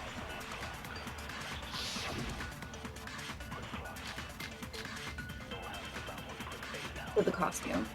Yeah. As we know, Taka was killed in the equipment room.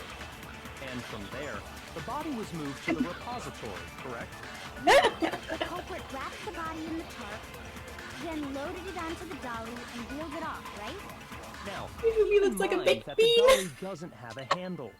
Well, yeah, but even without a handle, all you'd have to do is bend over. It's that one. You'd have to bend over to Then get you Damn can it. push the dolly no problem.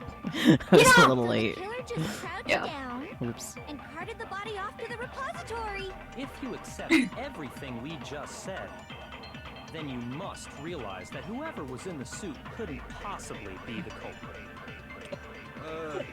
Sorry, I don't think I realize anything. Yeah, we know you don't, Hero. It's okay.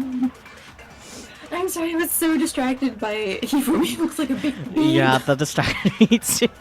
That's why I reacted late. Yes, a hero does also just He look does. faked.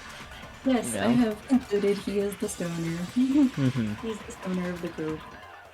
As we know, Taka was Although- killed in the equipment I was room. also being like mentally And from prepared there, for like any the body white was noise to moved pop the up, and there's no white repository, noise. It's like, correct? oh, okay. Yeah, the Oh, culprit yeah, yeah, yeah. wrapped the body in the tarp, then loaded it onto the dolly and wheeled it off, right? Now, keep in mind that the dolly doesn't have a handle. Well, yeah, but even without a handle, all you'd have to do is bend. No, it's wrong.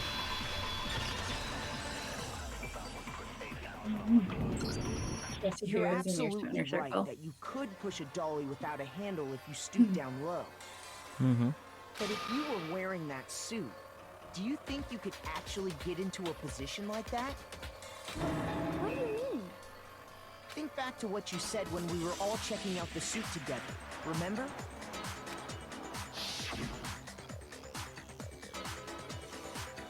How blind is a bat in here? Can't see my feet at all. I am surprised you got anywhere in this thing. I'm telling you, it wasn't me. And not to mention, you totally can't bend at the waist. Seems like a pretty obvious oversight. Listen, cosplay is hard, okay? Not only can you not see your feet, but you can't even bend at the waist. Am I right about that? Now that you mention it, yeah. It seems like it'd be awfully hard to push that dolly if you couldn't bend over. Well, what's to stop you from simply pushing the dolly with your feet? When you can't even see your feet? You really think someone could kick the dolly all that way? Yeah, it'd be totally impossible. Not that I can say for sure myself. Okay, Catman. The muscles. The muscles call him. On top of that, you were wearing such a rigid, cumbersome suit. I don't know why my Sorry, would you say brain- Byakuya? My brain freaking processed it as cucumber for whatever reason. Cucumber It's soup. very unlikely you would have the dexterity to go about wrapping the body in a tarp.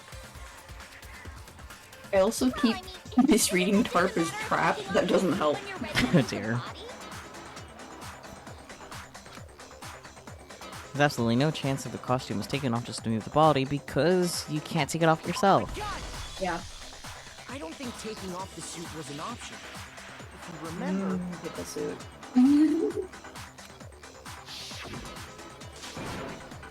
I don't know what's up with this thing, but I can't actually get it off. A little help.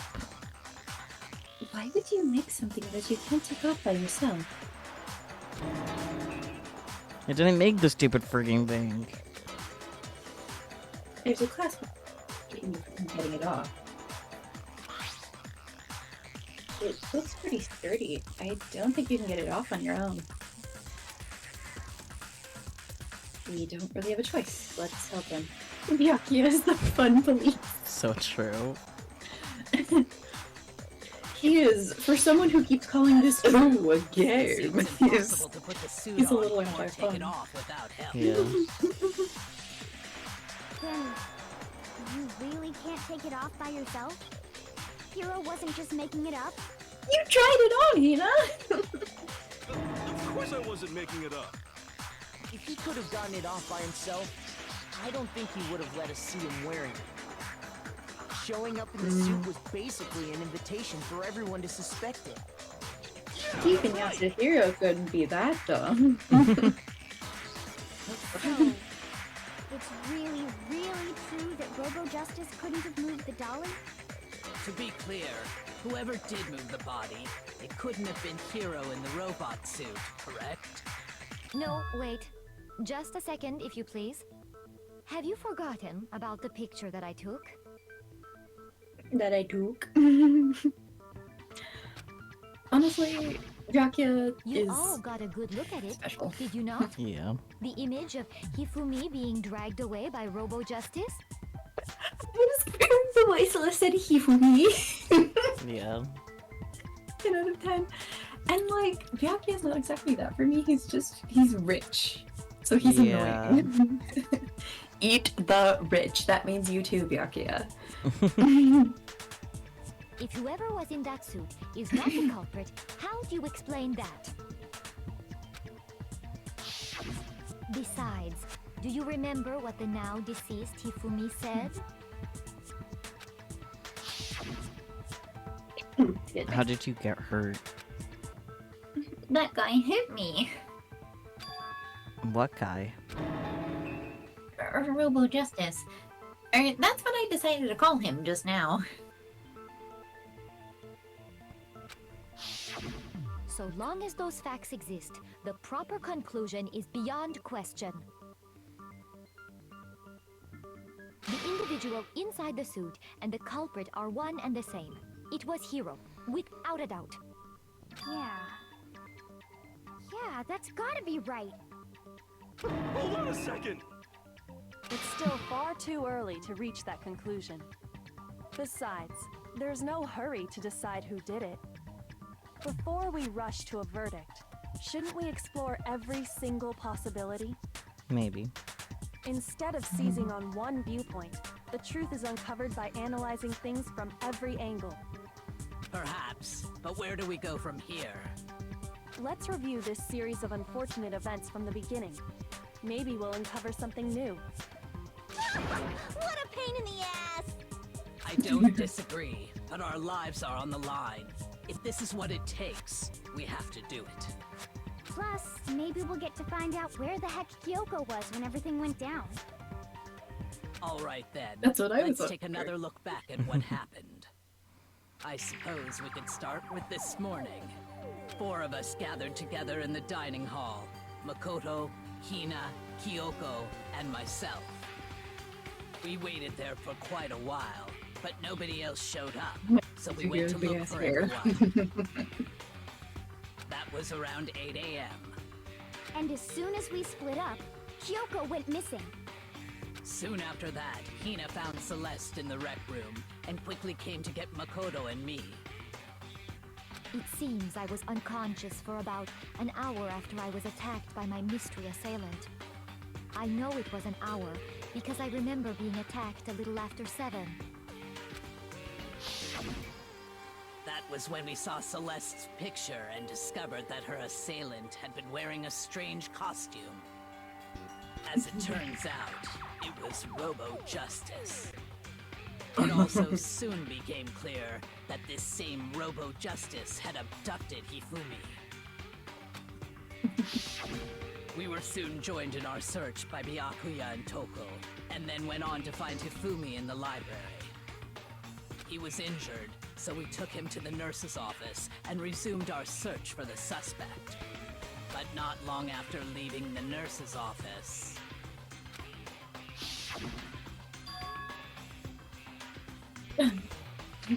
What's wrong? I saw a shadow. Something moving around at the top of the stairs. When Celeste told us that, we decided to split up and search the 2nd floor. And soon after that... I saw Yes. someone moving around on the 3rd floor, and I yelled out to everyone as soon as I did.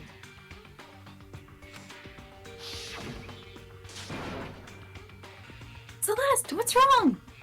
That was a rather intense scream for someone like you. I saw him, the strange costumed man. He ran off as soon as I screamed. I was blocking the stairs, so he headed further down into the hallway and disappeared. And then... Oh yeah, this is Hifumi, we know that now. Oh yeah. Oh gosh, it cut out! No! Yeah, it was really funny because there's like a little bit at the end. Yeah. Huh? Good enough. What was that? This came from downstairs. It must have been. Fumi, he's in the nurse's office. This is bad. Come on, we have to go back. At that point, we decided to divide up into 2 groups. Celeste, Hina, and I went back to the nurse's office, while Sakura, Byakuya, and Toko chased after the suspect. When we got back to the nurse's office, we found Hifumi, dead. Dun dun. Done. And that's when we heard the body discovery announcement. I left Celeste and Hina there and headed back to the 3rd floor to let the others know what had happened. Meanwhile, we had just discovered Taka's body in the equipment room.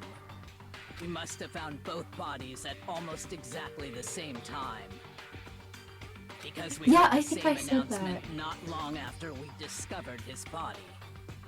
Yeah. And that's when I told you guys about Hifumi. Then the 3 of us headed for the nurse's office. But right after we left the physics lab, we ran into Celeste, who'd arrived after us. And she told us something very surprising. I'm sorry, I'm thinking about aerodynamic Hifumi still. It's so funny. Oh, Celeste, what are we saying? Ifumi's body has disappeared! We rushed back to the nurse's office and saw that she was right. Then we remembered we'd left Toko passed out in the equipment room, so we hurried back again. This can't be happening. Are we hallucinating all this or something? But when we got there, we discovered that now Taka's body had also gone missing. Next thing we knew, we were searching the school for 2 missing dead bodies. And after some time... Celeste informed us that she'd found the bodies, and we all headed to the repository, which is where we rediscovered the corpses. I don't know why I whispered it. I think that about covers it. I see. The whole thing sounds exceptionally complicated. It certainly seems to me that these are not a simple series of connected events. Okay, well, if that's true, then what? Rather than a single series of events, I think we have to consider each murder a separate situation. And from there, we can uncover the contradictions surrounding all of them. Now then, let's get started, beginning with what happened to Taka. The contradictions hidden in what happened to Taka. In order to uncover the truth of this case, I have to find them no matter what. Oh boy. Here we go again.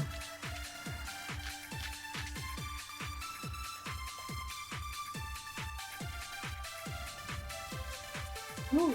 So, regarding Taka's death, I wonder if he died before Hifumi. You making the reticle dance. Yeah. We already know what order they were killed in. Taka came last. What makes you say that? I think the what? Because of the Yeah. numbering of the Justice Hammers. It's true that Hifumi was killed with Justice Hammer 3, while Taka's death came from a swing of Justice Hammer 4. See? So it's obvious Taka came after.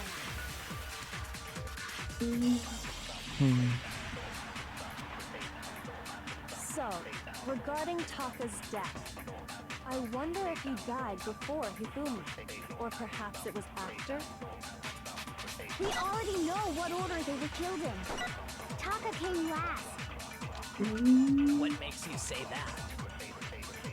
Because of the numbering of the Justice Hammers. Yeah, that was stupid. Well, not that one. Okay. I think it's the earlier one, the order. Yeah. Yeah.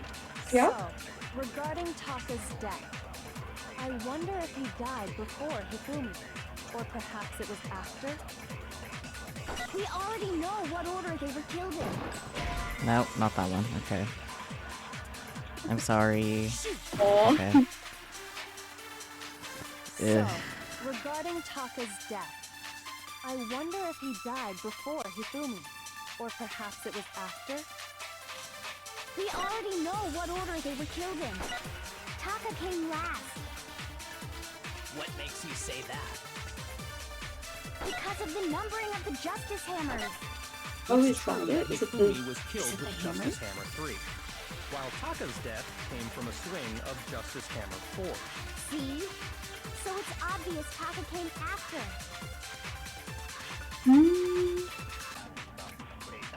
Okay. So, regarding Taka's death, I wonder if he died before Hifumi, or perhaps it was after?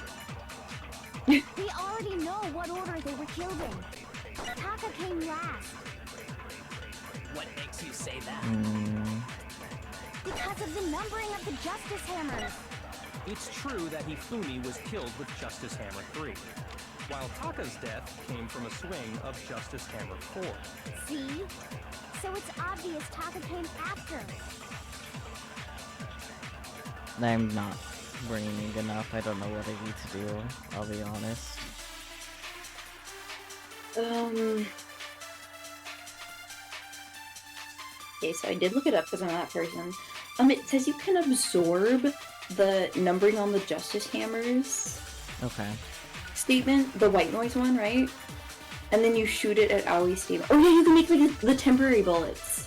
Yeah, that wouldn't be from the white noise, but and use it on which one? It's absorb the numbering on the Justice Hammers and shoot it at Aoi's steamer. We already know what order they were killed in. Gotcha.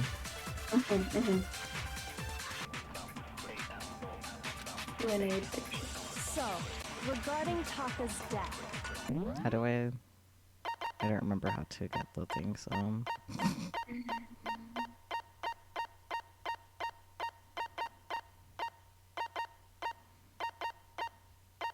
Oh, this one, the truth bullet flashback. Okay, yeah. Okay, that's what I thought, but I wanted to make sure. I wonder if he died before Hifumi, or perhaps it was after. We already know what order they were killed in. Taka came last. What makes you say that? Because of the numbering of the Justice Hammers. Yeah, it's true this that one. Hifumi was Or killed something. with Justice Hammer 3, while Taka's death came It's from a the, swing we already of know what Justice order they were Hammer killed in. Yeah. So it's obvious Taka came after. Oh yeah, you have to wait for it to go around again. So, regarding Taka's death, I wonder if he died before Hifumi, or perhaps it was after. We already know what order they were killed in. Taka came last. Fuck. No! Because of the numbering of the Justice Hammers. It's true that Hifumi was killed with Justice Hammer 3, while Taka's death came from a swing of Justice Hammer 4. See? So it's obvious Taka came after.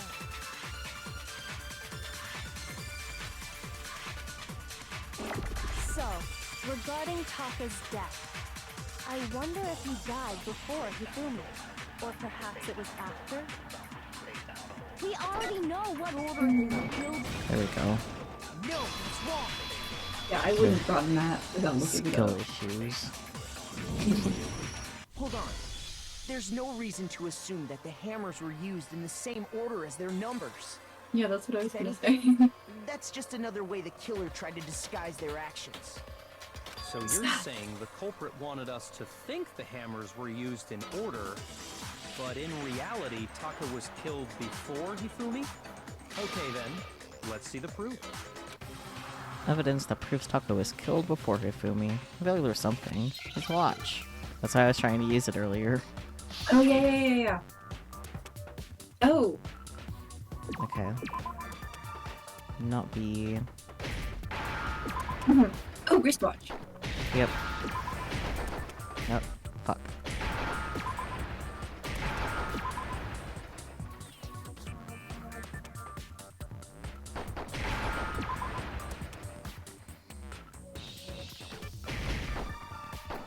Damn you, T.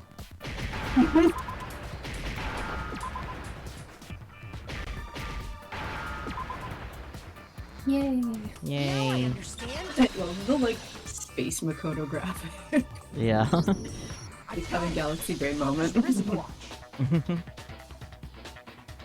See? Look! It broke with the hands pointing just past 6 o'clock. It must have gotten broken when he was attacked by the killer, because as of last night...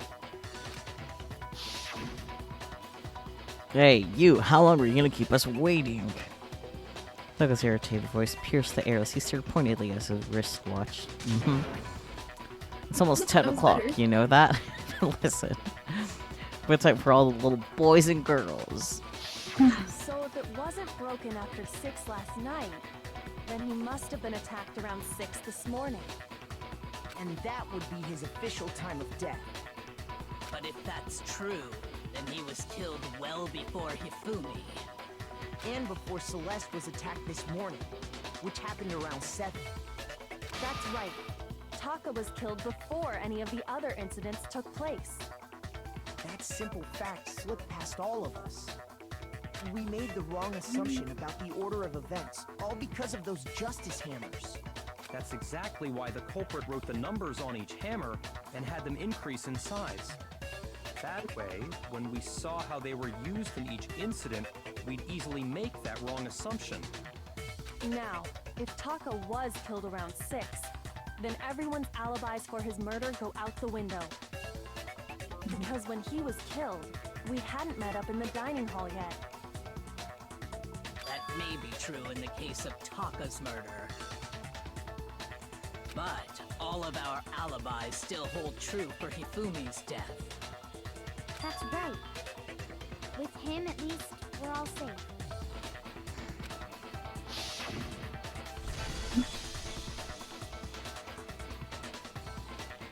Yeah. Huh? What was that? That came from downstairs. It must have been. Hifumi, he's in the nurse's office.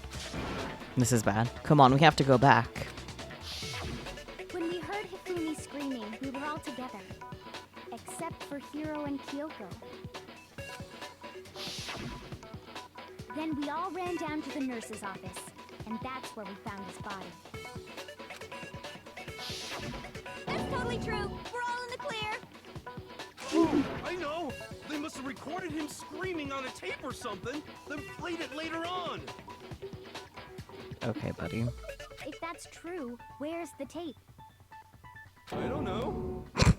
Don't just go making stuff up. Anyway, we all have rock-solid alibis for when we heard Hifumi scream. Since all of us were there together, clearly none of us could have killed him. And it does not stop there. There was also the moment when we discovered his body had disappeared. When his body vanished from the nurse's office, Hina and I were in the bathroom together, while everyone else was in the equipment room, correct? And then there's the disappearance of Taka's body from the equipment room. At that time, we were all gathered together in the nurse's office because of Hifumi going missing. Well, don't forget, I was passed out in the equipment room the whole time. Then what if Genocide Jill did it? She could have dragged Taka's body out of there right then! Even if she could pull that off, there's no way she could have done the same with Hifumi's body. Because, as we just established, she was passed out in the equipment room when his body disappeared. Besides, I didn't do either of them anyway. In other words, it is impossible that any of us could have killed Hifumi or moved either of their bodies. On the other hand, Hiro and Kyoko had disappeared, so they most certainly could have done those things. So what now, Kyoko? For now, we can't get fixated on who did it, or we'll just keep going around in circles. So instead of who, I propose we start talking about how. In particular, I think we need to figure out how Hifumi's body got moved. That's true. We searched everywhere, but we couldn't figure out how to explain his body disappearing. And according to what Celeste said, We could not have been gone for more than a minute or two, though. So then, the killer was able to get in and move Hifumi's body in that short amount of time? It would seem so. his body apparently disappeared in the 1 minute her and Hina took their eyes off of it. But to carry that much weight from the first floor up to the third in that short amount of time? Oh man, yeah! There's no way! It'd be impossible! Well, what if I told you there was a way to make the impossible possible? Time machine? Could you see Maki say? Oh dear. What? How? If the dead body were to move itself. That thought did come to mind for me too. Yeah. It's like, what if he got up? Yeah, and then just ended up collapsing. Became sorry, aerodynamic like- and launched himself up. Anyways. Aerodynamic! Huh? The dead body moved on its own? No! Not another... ghost! Wouldn't that be a zombie? The way he said it! Yeah. I don't think it has anything to do with the occult. I think what she's implying is, we thought Hifumi was dead, but perhaps in reality he was still alive.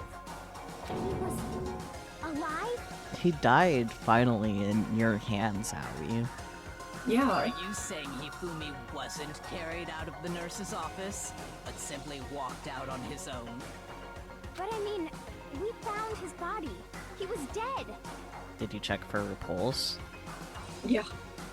Perhaps he was simply playing dead. That it isn't possible. The idea that Hifumi was still alive. Is it really possible? Yeah. Yeah. We're all just conveniently forgetting the traumatic event for Hina. Yeah. Are you This is saying the body that when we announcement was first for found Hifumi in Taka. the nurse's office, there's a chance he was actually still alive? No, it is impossible. Hifumi was dead, without a doubt. And you know that how? Surely you heard the body discovery announcement along with the rest of us. Hifumi's dead body had been found. And that is why the announcement was made. Are we really so sure about that? Maybe the announcement was intended to signal someone else's discovery. Wait, this is another absorption one. Because of course it is. Which one? Okay. So you need to absorb. Maybe the announcement signal was intended for somebody else's discovery. And then you need to shoot it at Celeste's statement, Hifumi's dead body had been found. Okay, so I gotta go through it one full more time to get that last When we one. first found Hifumi in the nurse's office, there's a chance he was actually still alive? No, it is impossible.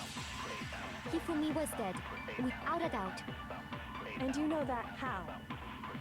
Surely you heard the body discovery announcement along with the rest of us. Hifumi's dead body had been found. And that is why the announcement was made. You Are need to we fire that, I really believe. so sure about Yeah. that? Maybe the announcement was intended to signal someone else's discovery. Yeah. Are you saying that when we first found Hifumi in the nurse's office, there's a chance he was actually still alive? No, it is impossible. Hifumi was dead, without a doubt. And you know that how? Surely you heard the body discovery announcement along with the rest of us. Hifumi's dead body had been found. No, that's wrong. We. Was the body discovery announcement that was made really intended for Hifumi? Of course it was. The announcement played right after we discovered his body. Maybe. Good fun. Because That was also the same time that Taka's body was found. Yes. That's right. It wasn't long after finding his body that we heard the announcement. So there's a good chance we've made a mistake in there somewhere. Somewhere. I think we confused whether the announcement was for Hifumi or Taka. First of all, if two bodies had been found, there really should have been two announcements. True. There was one later. Monokuma simply got lazy and rolled them together into one. Nah. Monokuma is anything but lazy. True. I also love the proliferation of the party hat emotes. That makes me very happy. Yes. What do you say, Monokuma? Any comment?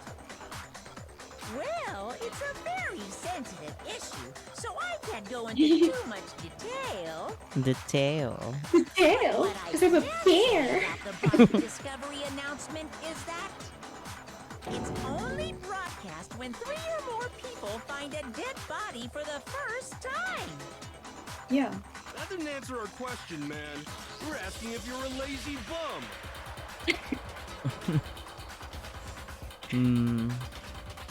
But if the killer were to see it again, it wouldn't count, would it?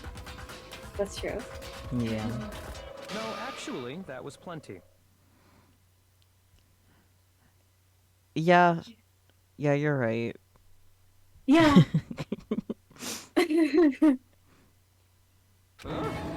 Love Monokuma. Yes. He said it's only broadcast when a body is discovered for the first time, which means Even if we find the same body again later, he won't make the announcement again. Oh yeah, there's that too, huh? If that's true, then why was the announcement made again later on? Because that was when Hifumi actually died. Yup. Huh? Later on? Exactly. We heard the body discovery announcement twice. The second pottery discovery. Bawdry. I'm just gonna. Yep. First time we played was when we found each body in the nurse office and the equipment room. And the second time was when both bodies were rediscovered. Discovery. I'm trying my best, man. God bless.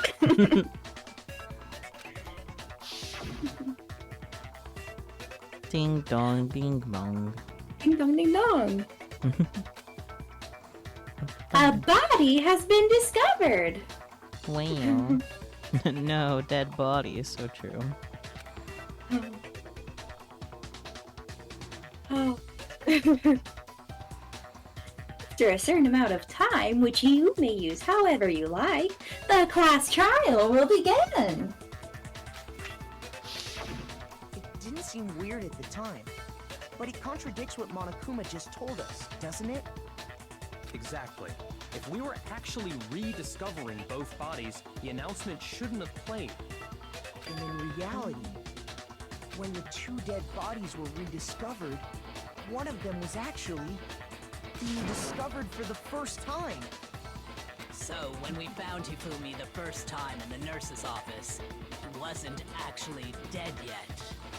Meaning, he wasn't actually found dead until we came upon him in the repository. And that's just part of it.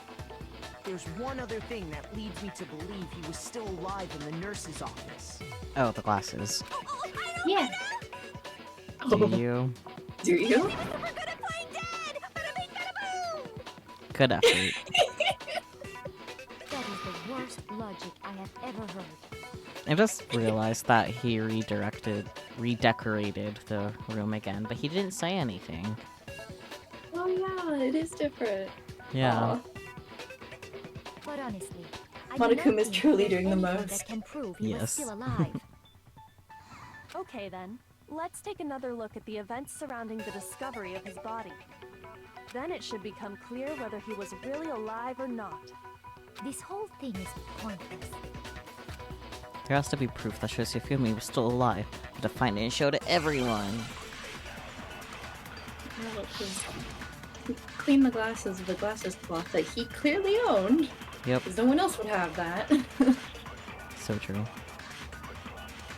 Well, here's one thing we do know. The First time figure out we the right found order. Fumi's body was in the nurse's office. And then, while me and Celeste were in the bathroom, his body disappeared.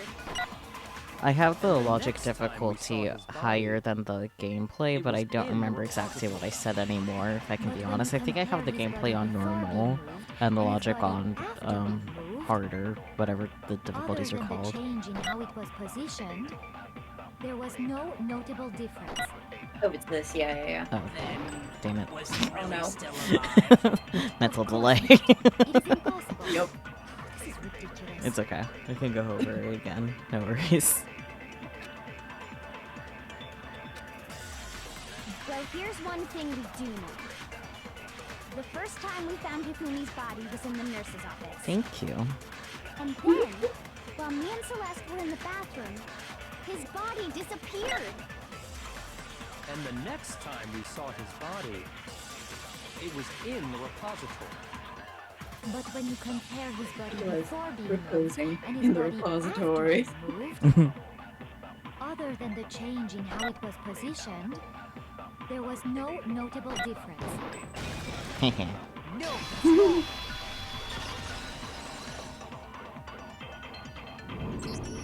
In fact, there was one clear difference between Hifumi in the nurse's office and the repository. Oh no. Oh my god. I kept the gameplay difficulty lower because, like, when I was starting up the game, it's like, I haven't played this since 2017. I don't know if I'll be able to do this very well. So Yeah. His glasses. these glasses. That fact alone proves that he was only playing dead in the beginning. Perhaps you'd like to fill the rest of us in? When we found Hifumi in the nurse's office, his glasses were covered with blood. But when we found him again later in the repository, they were spotless. And I found the item he used to wipe them clean in the nurse's office trash can. The evidence found in the trash can. Not the glasses. Where is it? Here it is. Yep. I got it! It was a glasses cleaning cloth featuring a certain cartoon mascot. Certain cartoon mascot. One look at the bloodstain on the cloth should make things clear. This piece of cloth was used to wipe Hifumi's glasses clean. And the mascot on the cloth is the same one that's on the digital camera, right? Oh yeah, huh? Or why am I'm reacting poorly. I'm sorry, ignore me. It's okay. Whose digital camera was it? Hifumi's, of course. That nerd. That weeb. The character was Princess Piggles from Demon Angel Pretty Pudgy Princess, I think. I was wondering if one of them was actually gonna say it. Yeah, I'm Thank you, surprised that Nina. she remembered it. Yeah. I highly doubt anyone but Hifumi would have brought something like this to school. Oh boy. I see your Yeah, point. he is secretly a weeb. Wear glasses are. Does Bianca wear his glasses? I wouldn't be caught dead using There a he is. piece of garbage like that. Perfect. This is all I need to keep my glasses clean. And of course. You would Then there's be no like that, question. wouldn't you? It belonged to Hifumi. Goodness gracious. So what you're saying is... What exactly? It's okay. We know it's not your turn with the brain cell. Akira, it's What I'm okay. saying is, the blood on his glasses was wiped away using his own glasses cleaning cloth. Even if that is true, it does not mean he wiped the blood off himself. But who would benefit from a clean pair of glasses other than the glasses owner? So true. That's a good point. And it must have been him, right? So let's assume that Hifumi was still alive in the nurse's office. He pretends to be dead. Then when he's alone, he wipes his glasses clean so he can see. Then he stands up and walks out on his own 2 feet. And with that, the impossible task of moving his copious corpse becomes possible, wouldn't you say? But then, if he was just pretending Orpheus to be hopes. dead, what was with all that blood? Was it paint or something? Now, just because Fridge in it's the pink for nurse's office censorship contains purposes packs doesn't of mean blood it's for paint. emergencies. He probably used one of those. Oh, yeah, that makes sense. That's big brain. Oh, Figured if he was gonna play dead, he should go all out. So he just dumped it everywhere. But he got crazy with it and had to wipe his glasses off when he was done. God, what an idiot! And if Hifumi was still first alive, thing at he that got point, crazy with it is the disappearance funniest of thing. Taka's Oh my body God. is Yeah. easily explained. It should be perfectly obvious who must have moved Taka's corpse. Yeah, I came to this conclusion myself earlier, not gonna lie. Yeah. Hifu. Yeah. It could only have been Hifumi. While we were all gathered in the nurse's office, he went to the equipment room and took Taka's body. That also explains how the door to the repository got locked. Oh yeah. The door was locked? Well, after the bodies disappeared, we all went looking for them, right? So me and Sakura headed for the repository. But when we got there, the door was locked. And the repository door can only be locked from the inside. Which means when Hina and Sakura got to the repository, someone was already inside. And it could only have been Hifumi, who just finished stashing Taka's body there. He convinced us all he was dead, and when he saw his chance, he dragged Taka's body to the repository. So, Hifumi wasn't just another victim in this case. He was one of the assailants. But that means he took part in the murders. I just can't believe it. If you're having trouble, would you like me to show you one more piece of evidence? There's more? Oh, absolutely. The single biggest fact pointing to his involvement has yet to be revealed. You know what I'm talking about, right, Makoto? The item he took off of Taka's lifeless body? Right. The thing that Hifumi stole from Taka. Could it be? Nope. No. Yeah, there we go. You're talking about the note Hifumi had hidden away, aren't you? Hidden note? That's right. We found it stuffed in his pants. What? In his pants? Yes, his pants. Why are they all reacting like well, forget about the pants. Take a look at what the note says. Oh, I guess I gotta read it. I found a hole maybe we can use to escape. Monokuma can't find out, so don't tell anyone else for now. Let's meet in the equipment room at 6 a.m. That's the note I was telling you about. The one that told me where to go. Huh? Wait, this one's a little different. In my note it said, Monokuma can't find out, so don't tell anyone else for now. Let's meet in the rec room at 1 a.m. I see. Then this note isn't the same one Hiro got. It's not the same? In other words, the killer got in touch with another person besides Hiro. And that person could only have been... Hifumi's pants. Taka. That's right! Oh no. Taka! The killer used this note to draw out Taka and murder him. Hello? Over here! Objection! Objection! I don't Hopefully really they're understand what's shipping. going on, but Hifumi had that letter, right? So whoever wrote it wasn't drawing out TikTok, they were drawing out Huffy! Huffy. Just to be Oh, clear, that took me because Taka a cool and second to Taka realize is what was going on. Fair.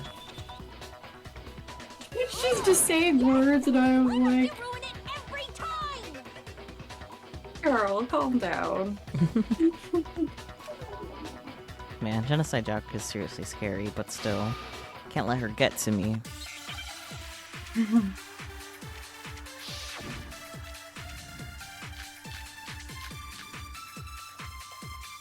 Hmm. Huffy had the note, right? Then the person it was intended for must have been Huffy! But remember what the note said.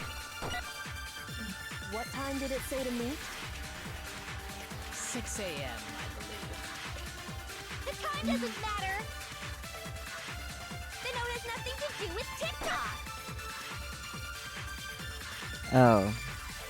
The broken watch, What? right? Yeah. Yeah. But then on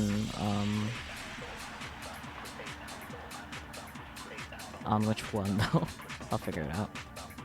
Huffy had the note, right? Then the person it was intended for must have been Huffy! But remember what the note said. Shit. What time did it say to meet? Prize. 6 a.m., I believe. The time doesn't matter! The note has nothing to do Yes. with TikTok! There we go. Yeah. No. Yeah. So do what you go, yo. I just hear that in my head every time. No, there absolutely is a connection. What the hell are you talking about? The note said to meet at 6 a.m., which is the same time Taka was murdered. Yeah. We've already proven that using his wristwatch. But there's more. Look where the note says to meet. The equipment room, right? Which is where Taka was killed. I see. So, Taka was murdered at both the time and place written in the note. I think that should be plenty to show that this note was definitely meant for Taka. Well, when you put it like that. No further objections! Then someone used that note to trick Taka. Just the same as me. The culprit really is a cold-blooded monster. Telling people they found a way out. But if they gave the note to Taka, what was Hifumi doing with it? Stuffed down his pants, no less! Oh my god. Most likely, Hifumi stole it off Taka's corpse after he died. He stole it? Where's your proof? Go ahead, show us. Proof is the torn thingy. Yeah. I got it! When I searched Taka's body, I saw that his lifeless hand was gripping a small scrap of paper. If I'm right about this, the sheet of paper this piece came from is... I knew it! It fits perfectly with the note we found hidden on Hifumi. Then Taka's scrap and Hifumi's note. Yup, they're from the same piece of paper. Hifumi had the note meant for Taka, while Taka's corpse still grasped a small piece of that note. There's only one way to explain it. Taka died clutching the note.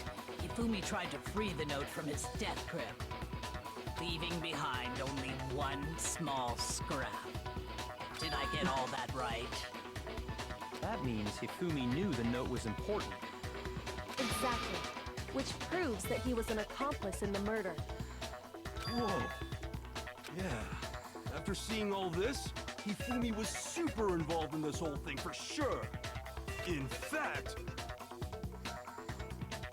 he was behind the whole thing. In fact, he's still alive. No. Sorry, no.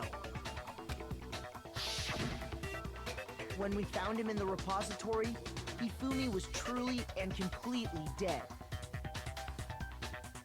The second body discovery announcement proves that. So then, who killed Hifumi? Whoever did is the mastermind, the true killer. He was killed in the repository, so he must have been killed not long after transporting Taka's body. So, he must have been killed after Taka's body vanished, but before we found both bodies in the repository. During that time, we'd all split up and were searching for Taka's missing body. In other words, during that time, none of us have alibis.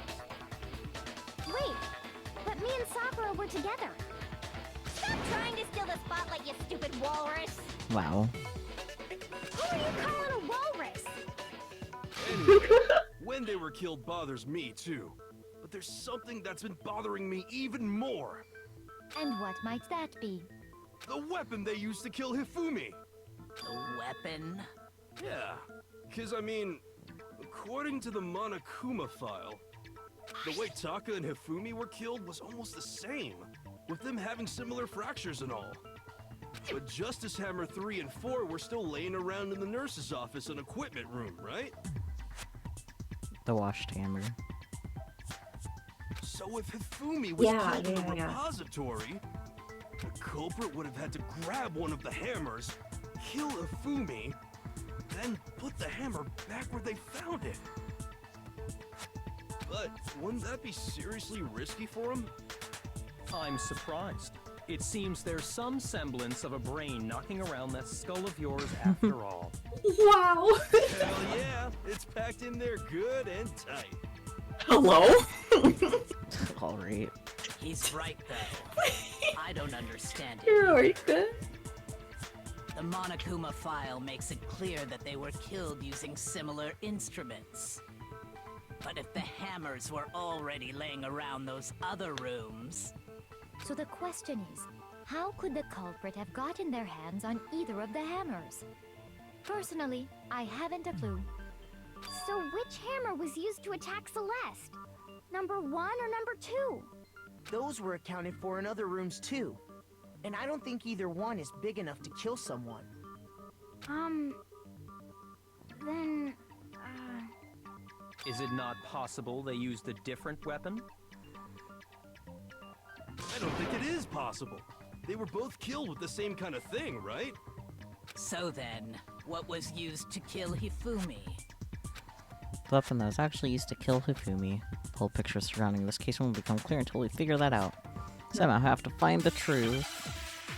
Nothing. But I already figured it out.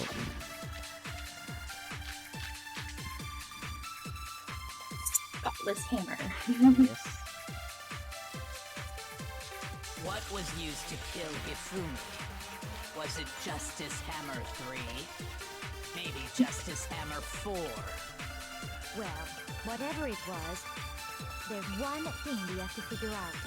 How was the culprit able to move around so freely with the weapon? How did nobody witness them carrying it? Sounds like a Justice Hammer 5 is about to make its appearance! Check out murdergear.com/hammertime for more info! Oh my One god! thing seems pretty clear. The murder weapon had to be one of the Justice Hammers. No, it's wrong. Oh yeah, good job. Yeah. The murder This weapon vigil wasn't a is so justice funny. hammer at all. Yes. No, it was something completely different. But, seriously? A different weapon? Yes and no? Specifically, a hammer from the repository. The killer could have easily used that to kill Hifumi. Now, all the hammers in the repository were covered in flecks of grit and debris. But for some reason, one of them had been scrubbed clean. Huh? And the reason it had been scrubbed clean was most likely because it was used to commit murder. Mordor. If the hammer got covered in Hifumi's blood, of course they'd have to clean it off. I'd also like to point out that the repository has all kinds of hammers. Big ones, small ones, and even some flat mallet-like ones. I think whoever made the Justice Hammers used those as a basis for their design. If that's true, that would explain the Monokuma file's note about the wounds being similar. So Hifumi moved Taka's body to the repository, where someone then used the hammer to kill him. Whoever did that is the true killer. The one Hifumi was working with. And the one who betrayed him. Hold on a moment. I still think it's strange to assume someone was working together with him. The way the graduation rule works, there is no benefit to helping someone else carry out a murder. So the idea that anyone would work together like that is simply ludicrous. We talked about this, did we not? We did talk about how there wouldn't be any reason for anyone to work together. What were you gonna say? He's like the type to be manipulated though. Yeah. At least that's what we thought at first, but... Wow. Okay, this is another absorption one. Makes sense. You're gonna absorb there were Based on two the rules that murders. have been laid out for us, Okay. even if more than Yeah. one person is complicit in the murder, We'll start there. only the one who actually carried out the act can graduate and survive. Assuming the rule holds true, it is simply impossible that two That's people the one work you're fired together. at. Got it. I figured. That is how the rule was explained to us. But that only really applies if there's one murder, right? In this case, however, there were two murders.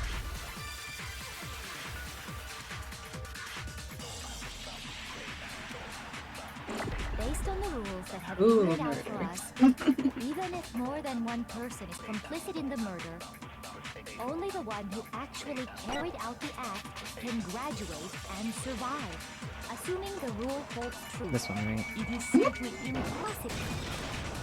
No, it's wrong. The way it distorts the sound is kind of funny. Since there were two murders, it's at least plausible that more than one person was involved. What do you mean?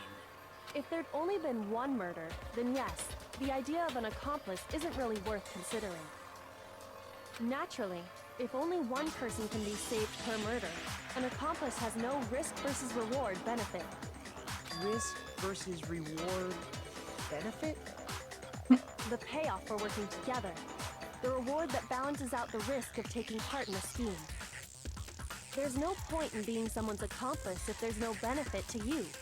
However, if there were some potential mutual reward for the risk, then cooperation becomes possible. You're saying that two people could act as each other's accomplices to commit two separate murders. I think that's what the true killer told Hifumi. They would each have an accomplice for their crime. And based on the case's events, Hifumi would have been the first one to act, murdering Taka. They made him carry out the first murder so he couldn't back out of helping them later on. So in this case, there wasn't one single person committing multiple murders. Instead, each person killed someone, creating two separate incidents. And it only looked like one person because that's how the true killer designed it to look. A single suspicious individual, a similar weapon used in each crime, disappearing bodies. By creating one seamless set of circumstances, It was a ghost. they made it look like one person was behind it all. The mastermind picked their target and managed to convince him to go along with their plan. And then, to avoid the no accomplices rule, they simply killed their accomplice. Which, if true, means that betraying Hifumi was part of the plan from the very beginning. That's just awful. How could anyone be so cruel? You think so? I can't help but admire its cunning.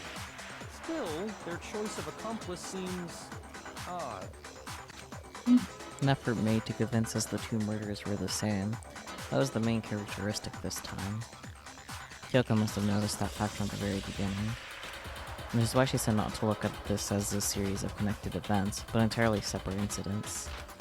Kyoko really is amazing. Hello. When you think about it, she's almost too amazing. Like, it's almost unnatural how good she is at this. I understand how an accomplice could be involved, but then who was the one pulling Hifumi's strings?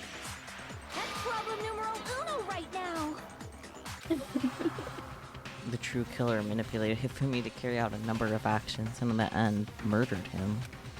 In the debates up till now, the way the case has unfolded, when you consider all that, there's only on one person who seems to fit. Celeste. Sick. What did he say? Oh, I think I said Celeste. I don't remember. Here's Fair my enough. answer. It was Celeste. Ah, so I'm the suspicious individual now, am I? Yes. He's so surprised. She's like, oh. I really do hate this kind of joke. A joke? I wonder. So what you are saying, then, is that I specifically chose to work together with Hifumi. The idea Yeah, that I he's a would choose simp. to spend any amount of time interacting with him, But you have. that I But you would have. go within 10 feet of that shit from brains, that lazy, worthless, goddamn idiot! Ooh. Pardonnez-moi.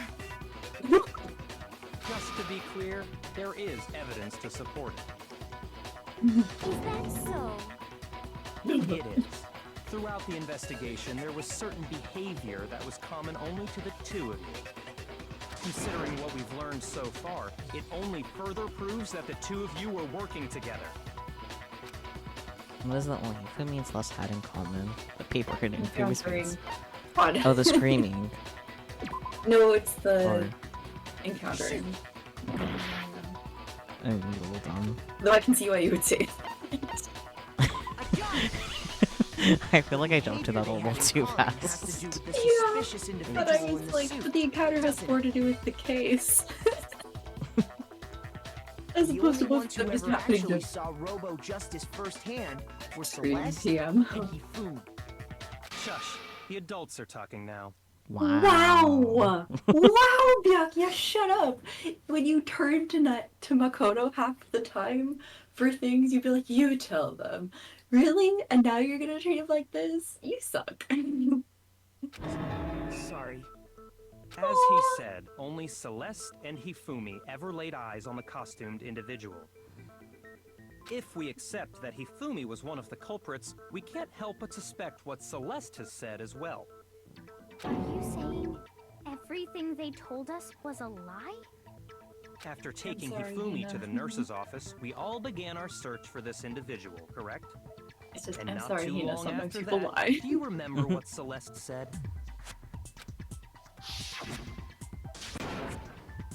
I saw a shadow. Something moving around at the top of the stairs. We headed to the second floor specifically because of what she claimed to have seen. Next, to draw us all to the physics lab up on the third floor, She let out a blood-curdling scream. and when we'd all come to see what was wrong, what was it she said? Celeste, what's wrong? That was a rather intense scream for someone like you. I saw him, the strange costumed man. He ran off as soon as I screamed. I was blocking the stairs, so he headed further down into the hallway and disappeared. Once she'd done her job of getting us all up to the physics lab, it was time for her partner to get to work. Oh boy, this again. Oh yeah! Huh. What was that? That came from downstairs. It must have been. Hifumi, he's in the nurse's office. This is bad. Come on, we have to go back. It was to get us to divide into two groups. So that we would discover both bodies at the same time? In fact, Celeste was precisely the one who proposed that we split up.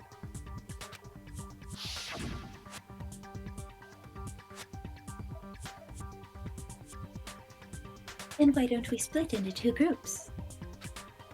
I'll lead the hunting party. That seems much more interesting. Very well. Then Makoto and Hina, you come with me to the nurse's office. I will leave the capture of the suspicious individual to Toko, Byakuya, and Sakura. Well, if Celeste and Hifumi were working together, all those chance events suddenly become connected. And on top of that, that piercing cry of yours early on.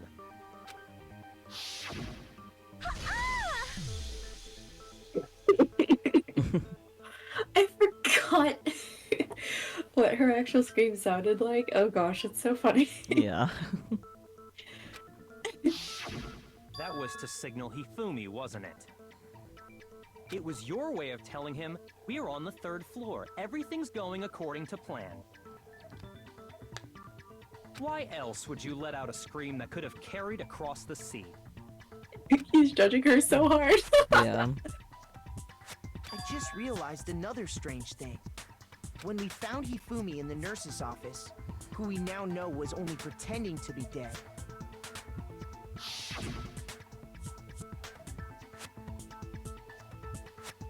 Oh boy, this is me again, isn't it? Mm-hmm.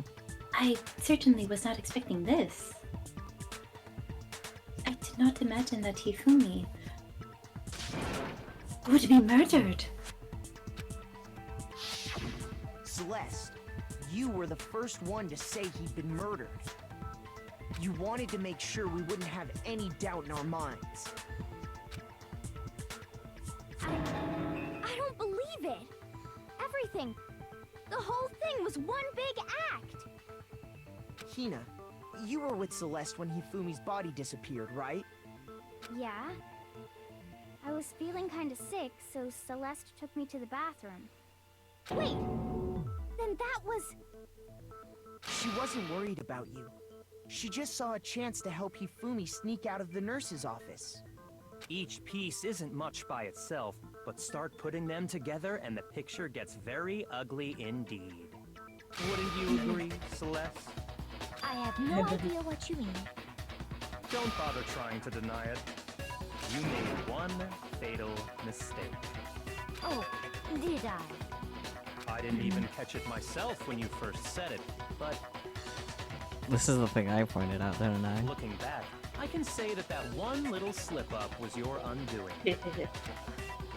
What are you talking about? I'm talking about what you said after Hifumi's body disappeared and we returned to the nurse's office.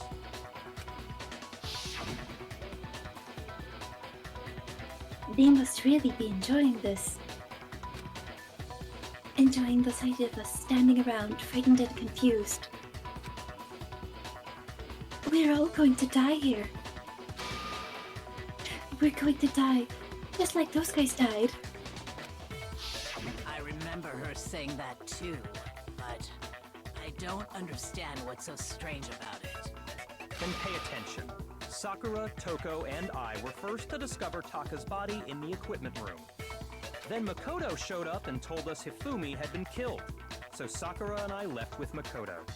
Once we were in the hall, we ran into Celeste, and the four of us headed to the nurse's office.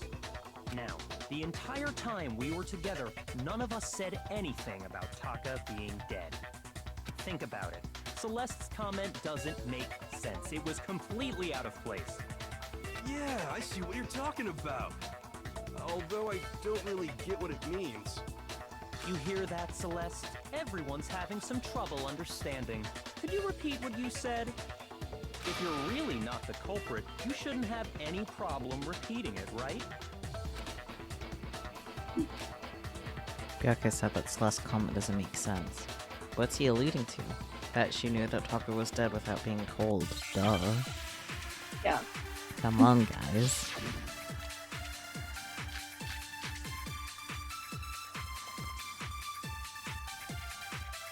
Another absorption one. Of All course. I said was, they must really be enjoying this. Enjoying the sight of us standing around, frightened and confused. They must be positively elated. We are all going to die here. We are going to die, just like those guys died. That's what you will figure it And at. that is what I said. Okay. And that's all it takes to finish this. It's obvious, isn't it, what was so strange about Celeste's comment? Absorb that. Okay, yeah, that makes sense.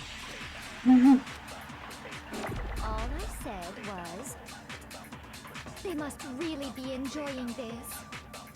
Enjoying the sight of us standing around, frightened and confused. They must be positively elated. We are all going to die here. We are going to die. Just... No, it's wrong.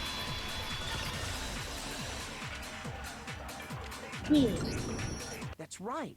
There's no reason Celeste should have said, just like those guys died. When she said that, none of us had told her Taka was dead. Exactly. And we didn't run into her until after we were all out in the hall. So there was never any chance for her to have seen his body in the equipment room for herself. So how did you know, Celeste? How did you know more than one person had been killed?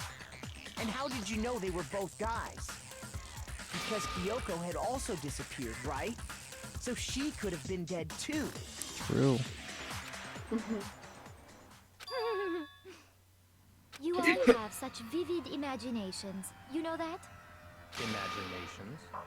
You claim that I was lying when I told you about the suspicious person I saw. Then what about the picture I took? Staged. How do you explain this picture of the costumed villain dragging Hifumi away?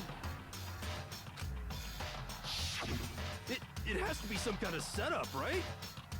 So let's put the suit on, and then she used the camera's timer to set up the picture. Have you so quickly forgotten? You are the only one who could have possibly fit into that suit. Plus, I happen to know that this particular camera does not have a timer. In other words, it is an unassailable fact that this is a picture of Hifumi being dragged away. If everything I told you was a lie, how can this picture exist? Simple. Are we sure that's really a picture of the suspect dragging Hifumi away? What could you possibly mean by that? Surely there are other explanations than the one you He's offered up. holding the costume, not the other way around. No, there is no other explanation.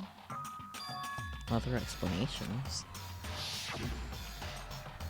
If it wasn't a picture of the suspect dragging Hifumi away, The only other possibility is they're dancing. I got it! It's not a picture of the suspect dragging Hifumi away. I would say it's a picture of Hifumi dragging the suspect away. That's certainly within the realm of possibility. The one being dragged off in that picture isn't Hifumi, but the person in the robot suit. We've simply been led to believe that it's the other way around. And the strange costume might only exist to lead us astray even farther. If you saw someone wearing something like that in this situation, of course you'd notice and be suspicious. That's what happened! You put me to sleep and made me out to be the bad guy in all this!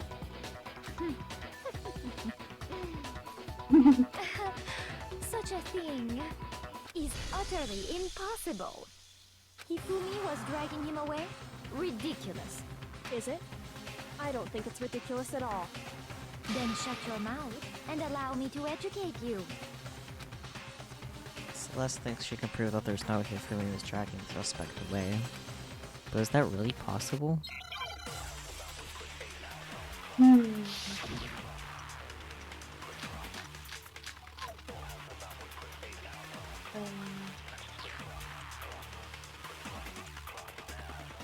dressed me up in that suit after I passed out! Then you just draped me across Hifumi and had him carry my weight! You tried to make me look like the bad guy! Like I said, ridiculous. As you can see in the picture, the suspect is standing perfectly upright. If the person inside the suit was unconscious, there's no way they could stand up straight like that. Then the fortune-telling idiot is the culprit after all! No way! Sounds like you're having thoughts. What are they? It's gotta be the suit again, right? I don't know. Since it's already past midnight, feel free to just use your little guide and tell us. Okay. Let's see.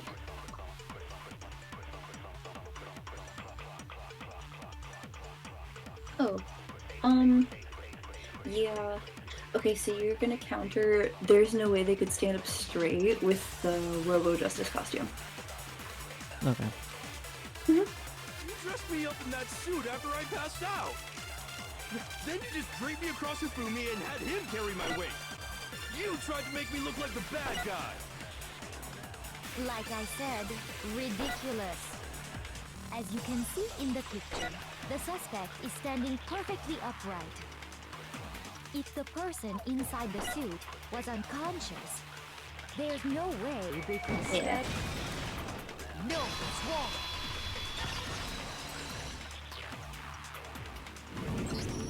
No.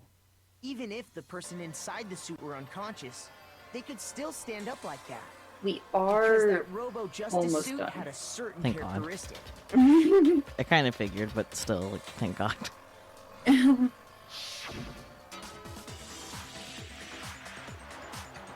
I.e., yeah, there's 10 of the non-stop debates. Anywho, you totally can't bend at the waist. Seems like a pretty obvious oversight. That's right! They totally made a mistake when they made it, so it couldn't bend at the waist. I'm I love not Monica so just sure sitting that was a there, mistake. looking blissful. Fair time. I think the suit was designed from the beginning to be used the way it was. Celeste and Hifumi took the suit they'd specially designed and stuffed Hiro into it. That's how they were able to fake that whole thing.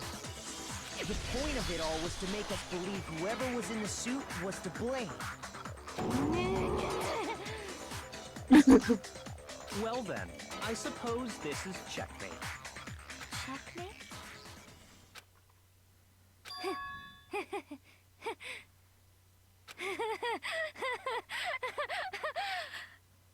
Don't laugh, you idiot! What do you mean, checkmate? Celeste? empty box. Well, there's one little problem. Have you already forgotten what Hifumi told us as he lay dying?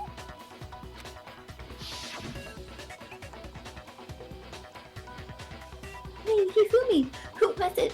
Who attacked you? Who tried to kill you? Who killed?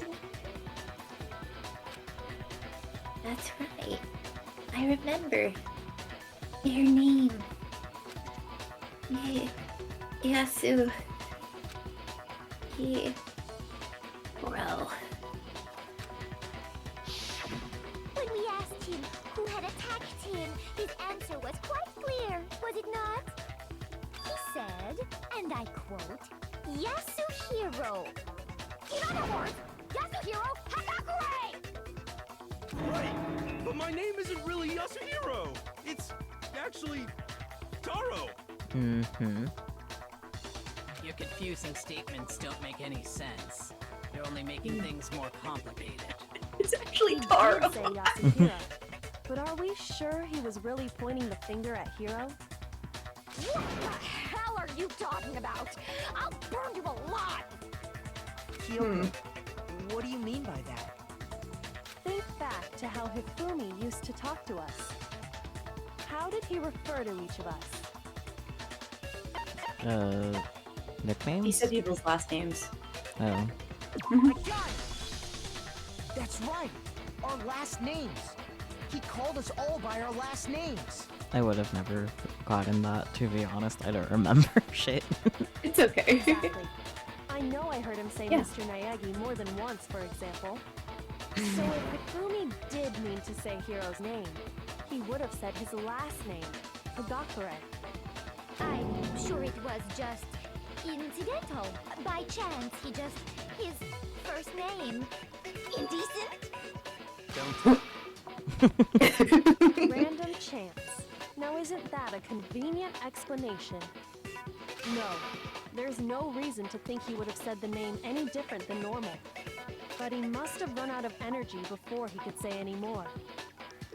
So Hifumi was trying to tell us the last name of whoever killed him? But the name he said doesn't apply to anyone here. Well, no. Hold on. There's one person it could apply to. And that's Celeste. She never actually told us what her real name is. What did you just say? To think you'd take your false accusation so far, I don't know whether to laugh or spit! Come on! Enough with your idiotic blather! Yasuhiro is a loser's name! Do I look like a loser to you? Well, do I? In this moment, yes. What? I think I've earned the right to be a little on edge. Okay, then fill us in. What's your real name? Make sure your ear holes are wide open and listen up! My real name is Celestia Ludenberg. Could you please stop making me repeat myself over and over again? Celeste still won't give up, so then I have to do something to make her accept it. Here we go. Celeste's voice actress, she's doing really good. Like the way her voice changes back and forth is crazy. Yeah. Okay. It's gonna be the Hifumi handbook. was trying to tell us something. He wanted us to know the killer's last name, Yasuhiro. If there's one person here who might have that last name, It would have to be you, Celeste. You haven't told anyone what your real name is. How many times do I have to tell you? My name is... Celestia Ludenberg! God damn it! It's upside down. How Yeah. long do you plan to go on pretending? I'm not pretending. It's the truth. And since you have no way This to one. contradict Shit. me, The white No. noise. truth there is, Yeah. moron! Damn you, white noise. Yeah. Hifumi was trying to tell us something. He wanted us to know the killer's last name, Yasuhiro. If there's one person here who might have that last name, It would have to be you, Celeste. You haven't told anyone what your real name is. How many times do I have to tell you? My name is... Celestia Ludenberg, god damn it! How long do you plan to go on pretending? I'm not pretending. It's the truth. And since you have no way to contradict... No, that's wrong.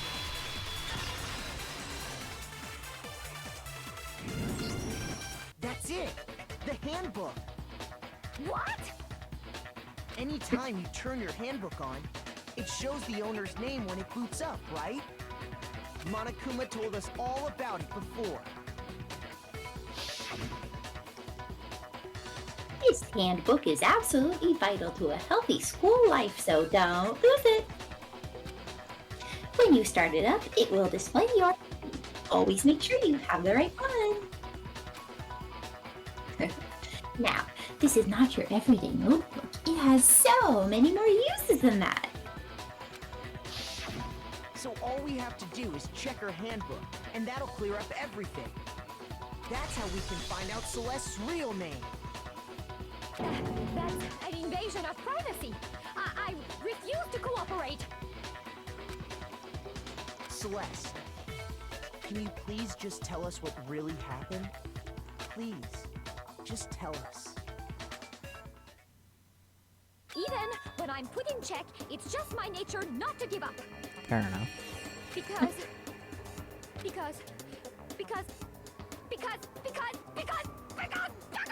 until the game's over, you never know what might happen. True. Okay, fine then. Let me settle it. Let me go over the case again, from the beginning, and shed light on all your crimes. Wee. And that'll bring everything to an end. Comic book time. Story time. Okay.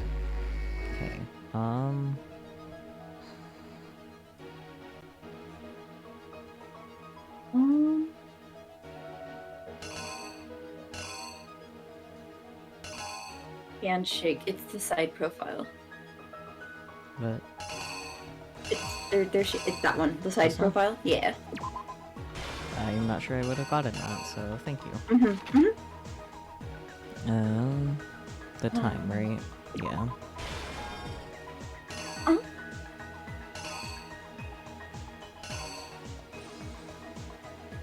Yeah, it's that one of Hero. Oh, okay. I must just happen to be hovering over it, so that kind of works out. Into the suit you go.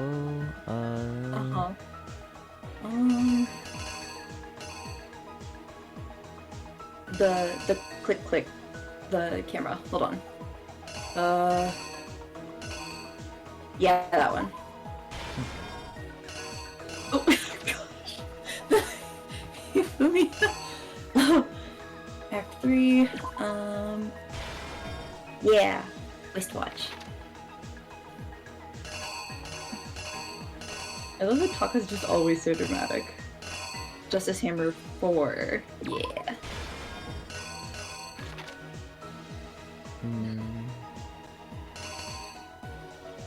Three?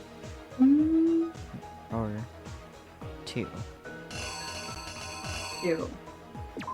Not that one, no. No? It's like in the library.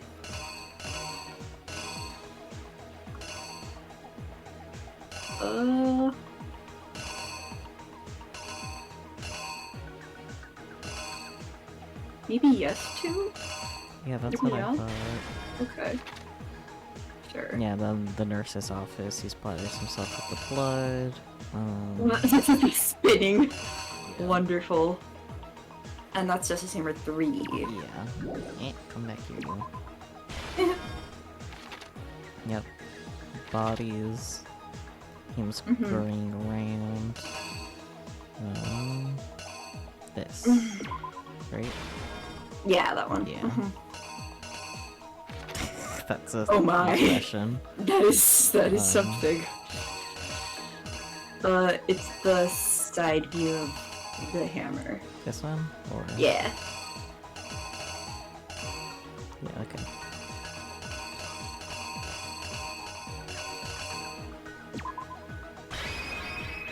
The killer is you! Before anything, the killer persuaded someone to help carry out the murder. And that person was...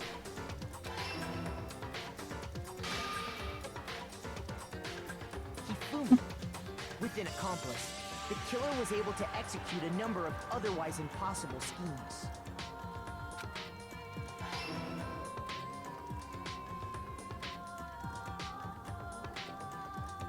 First, they convinced someone to meet them in the rec room last night at 1 in the morning. That someone they met with was Hiro. The murderous duo intended to pass Hiro off as the prime suspect. So when they met up with him, they drugged him, Wow. knocked him out, and stuffed him into the Robo-Justice suit.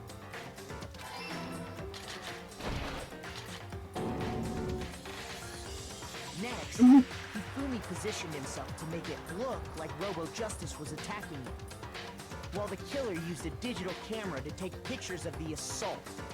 They did all this just to create evidence that would put the suspicion on Hiro. When they were done with him, they shoved him, still unconscious, into the pool room locker.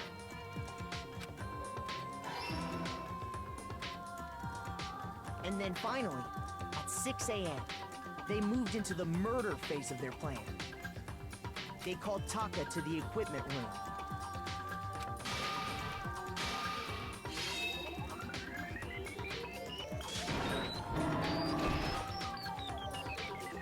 And that's where Hifumi killed him, making it the scene of the first murder. The murder weapon was Justice Hammer 4, which was left there in the equipment room. The reason hammer number 4 was used was to create confusion about the order of the crimes. So, next they falsified 2 more assault incidents. For these attacks, the killers pretended to be the victims to solidify Robo-Justice as the suspect. The first fake incident was the attack in the rec room.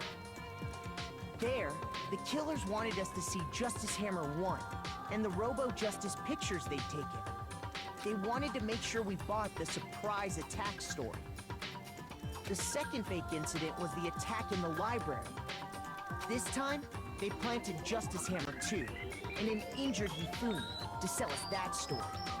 With these 2 incidents, the killers were able to create a certain preconception in our minds that the suspect was increasing the size of the hammers and attacking people in order as they did. We fell right into their trap and started looking for the suspect based on that. But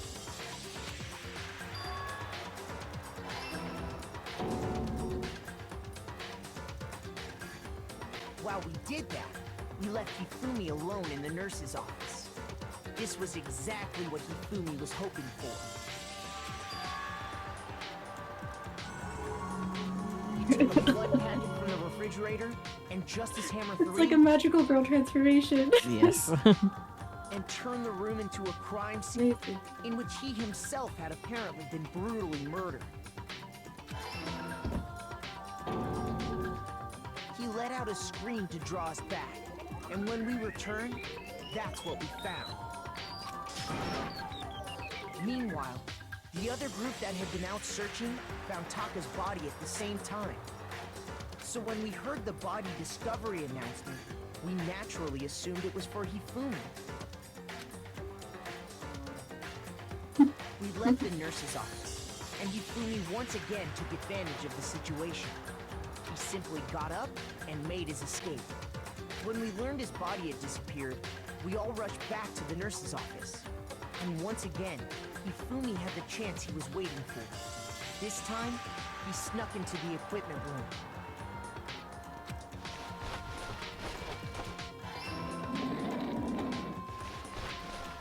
He wrapped Taka's body in a tarp and used the dolly to move it all the way down to the repository.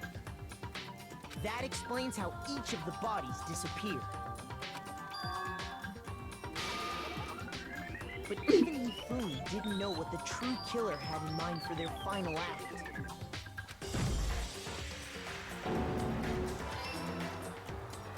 Their plan all along was to kill Hifumi and get rid of the one person who could betray them. And they did it using an ordinary, everyday hammer from the repository. That should cover everything that happened in this case. And the villain behind it all is... And the roses. The flowers.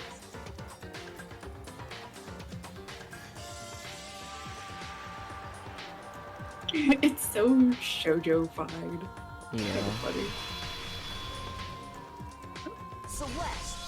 Sorry, you lose.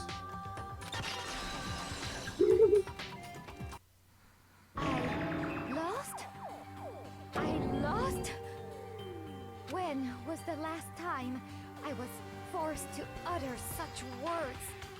They hang heavy around my neck. Then you admit it? You're the killer? Listen to you, trying to take charge, as if you're my private instructor. I, Celestia Ludenberg. Actually, no. Taiko Yasuhiro is fine. Oh. Diego? The fact that both of them said it differently is really funny to me.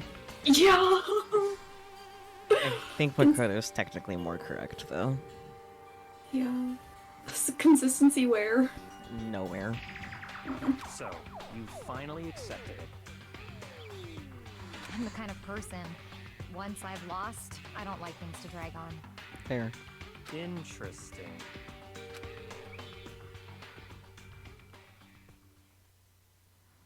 Wee. Look at all the maze. Yay! Wee. We. Hehehe. Okay, Monokuma. I'm ready to begin. Or, no. I suppose this is the end, isn't it?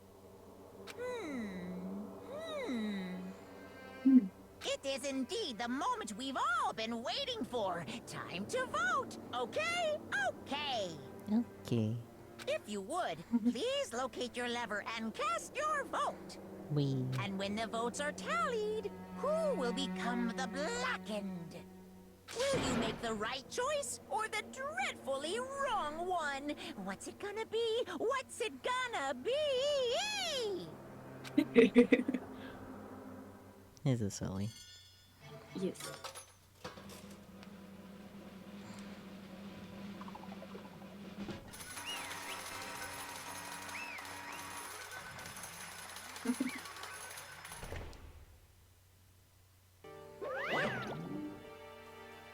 It's basically a formality at this point, but once again, you're totally correct. The blackened this time, the true killer who devised the whole stinking scheme was... Celestia Ludenberg! Or more precisely, Taiko Yasuhiro! Honestly. I lost. Well, that sucks. I guess trying to work with someone else was a mistake after all. Hifumi's ineptitude was beyond all my calculations. I knew it. So you really did approach Hifumi with this plan? But how did you get him to agree? I can't imagine he would have happily agreed to commit murder. I'm sure she relied on her specialty, lying. My specialty? Don't make me laugh. I didn't have to lie to get him to agree. So then, Then did you use, you know... I knew you'd figure it out, Kyoko. You're absolutely right. To get Hifumi to act as my accomplice, I used her. For everyone who's still left, I'll avoid mentioning it by name, but... it was the one thing Hifumi and Taka were both super into. What does she mean? Is she talking about alter ego? Say what? What? What? What are you talking about? Just a second. Don't interrupt. We're in the middle of a very important conversation here. I'm totally out of the loop as usual. How sad. In other words, Then you're the one that stole it? Indeed. That's right. I see. And you used it to drag Ifumi into the plan you'd come up with. Right again. Last night, after we had our meeting about how it had disappeared, I paid Ifumi a little visit.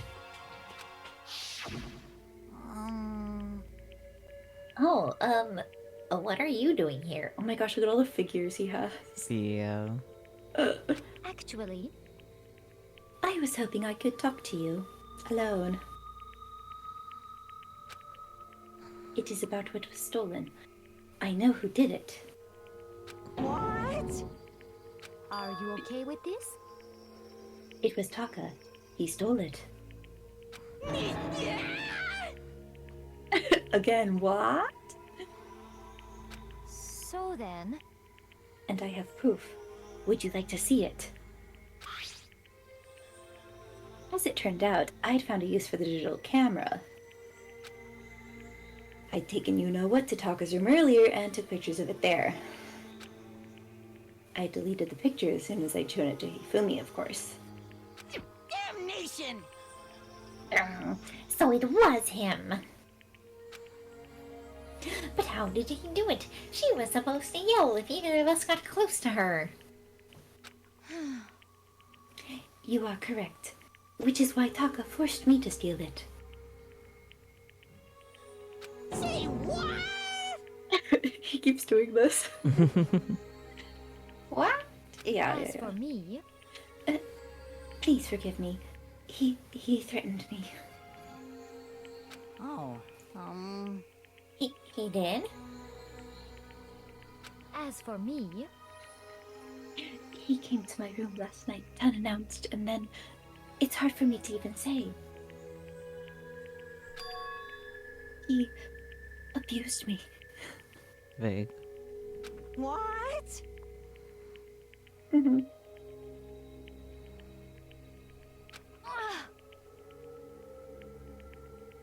Oh, I see. That's nice. Oh my goodness. And he took pictures. He said if I did not do as he asked, he would show them to everyone. I'm trying to be melodramatic in my reading. So I had no choice. Damnation! That's a crime. An absolute crime. It actually is. Yeah. I knew he'd gone a little crazy, but Say what?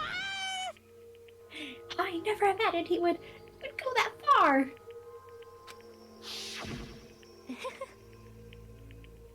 It was amazing how completely he bought it.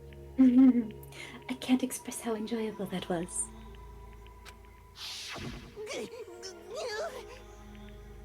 I'm about to say something I've never said before in my life.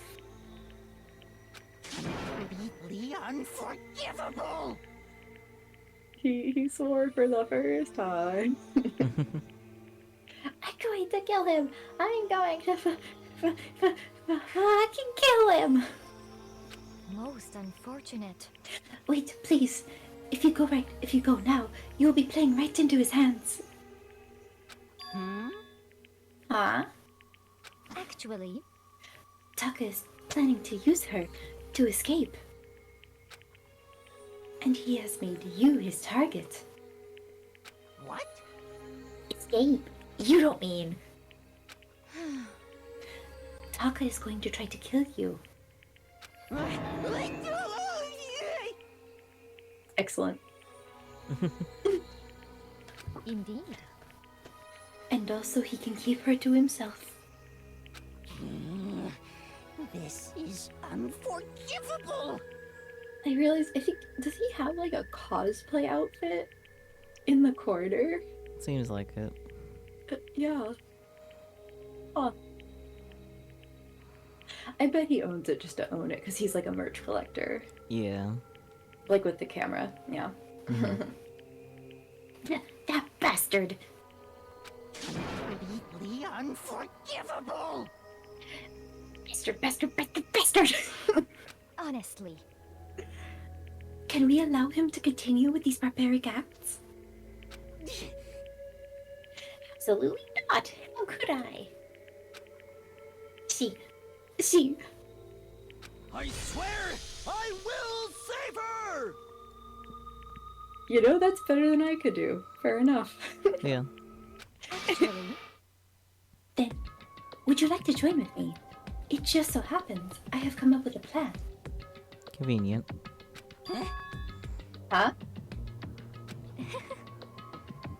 I have devised a way to reclaim what he has stolen and escape this dreadful school.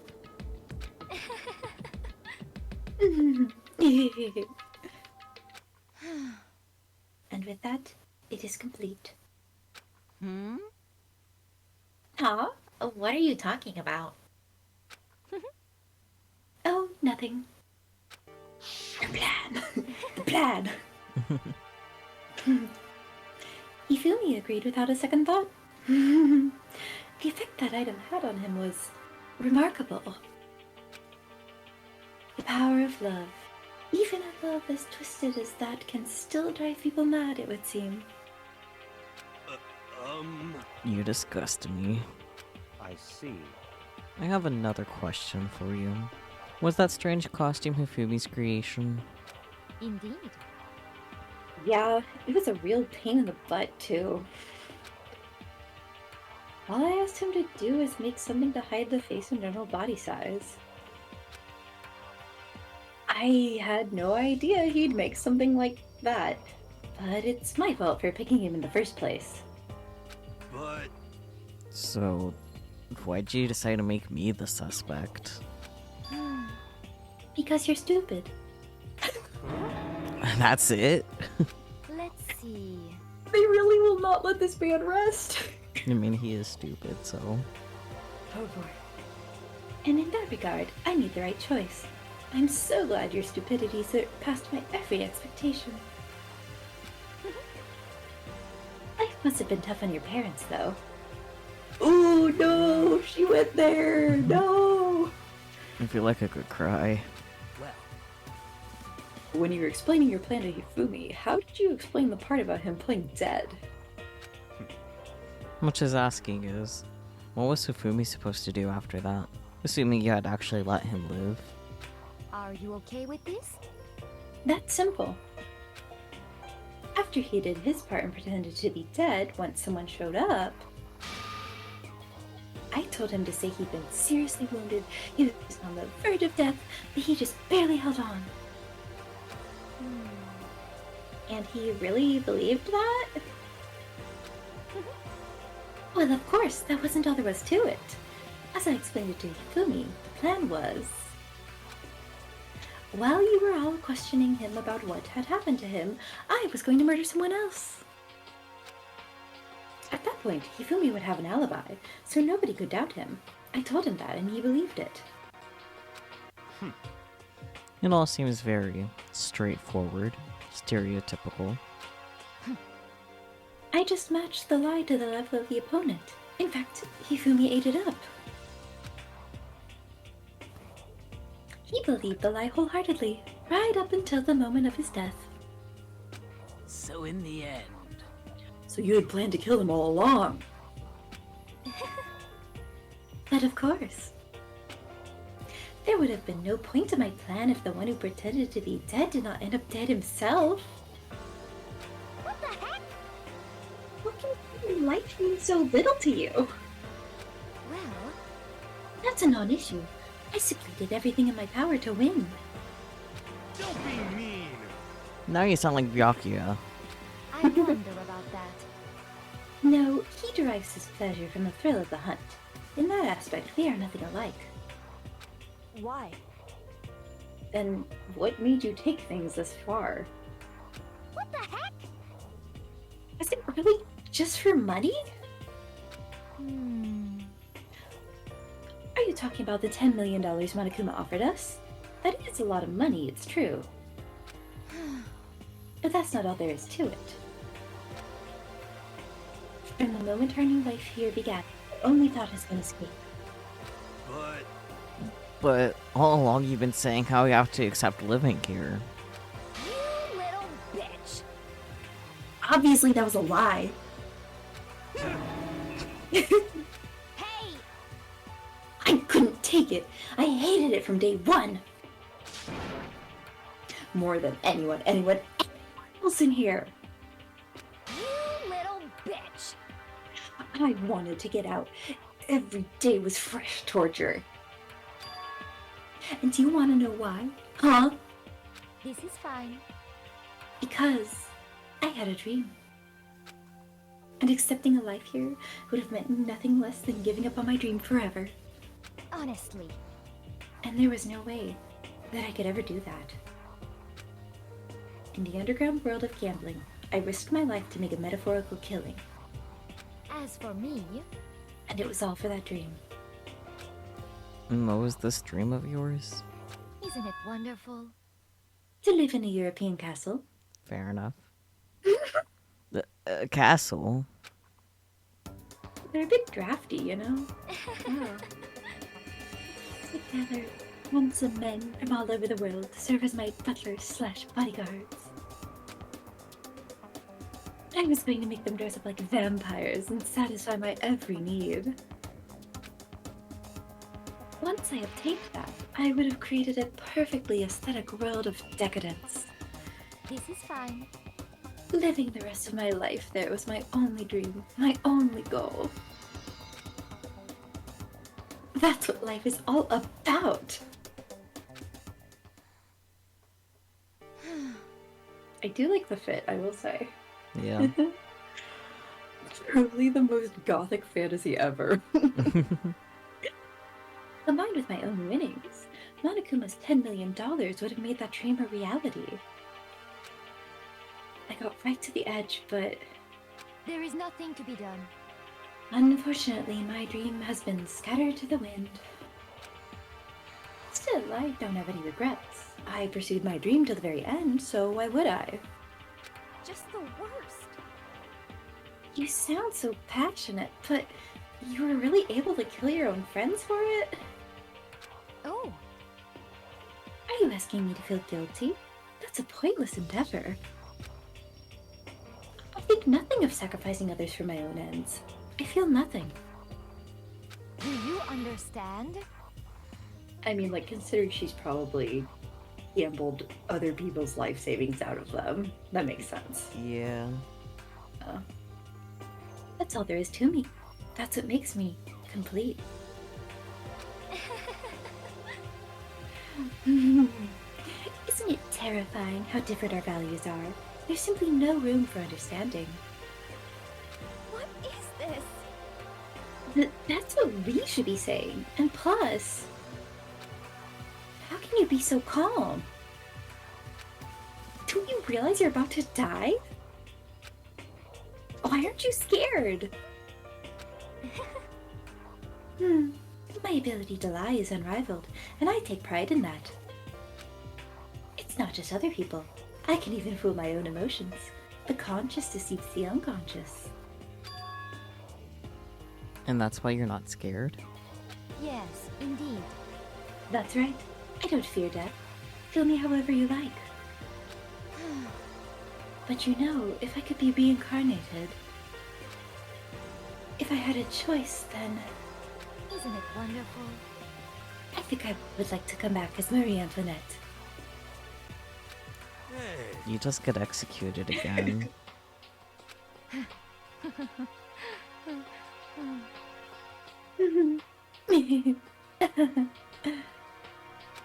Celeste smiled then. And what she did, it looked to me like a poor effort to force it. She claimed she could fool her own feelings. But that statement itself must have been her final lie. And that weak, fake smile was what betrayed her. Chills! Chills! Kills! Well done? Okay, then let's get rolling. The black can disturb the peace and must pay the price. Now then, I prepared a very special punishment. Or her, the ultimate gambler. Let's give it everything we've got. It's punishment time! I guess I'll let Kyoko hold on to this. What? This is... Will it really give you the hope you're looking for? I can't say I ever saw it that way. Which is why... Actually, it's not important. Well then... Take care, everyone. Bye-bye, Celeste. Perhaps we'll meet again. In another life. In another game.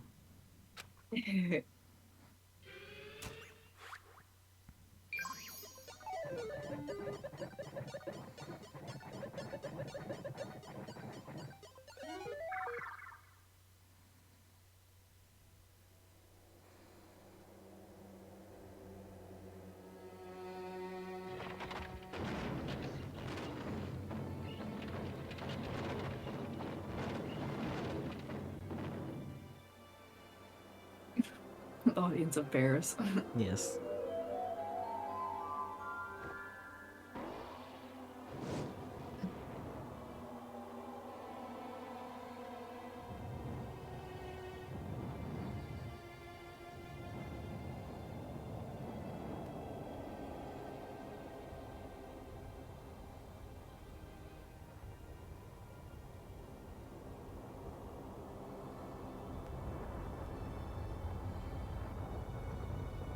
I love the animation, it's so cool. It looks like it's like paper, Yeah. kind of. It's just neat.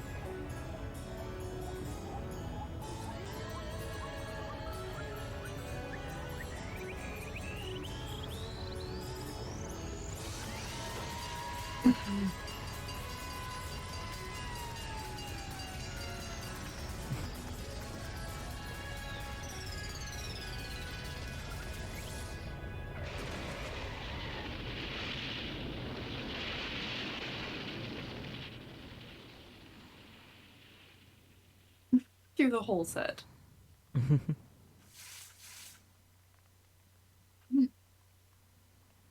Great job, Monokuma.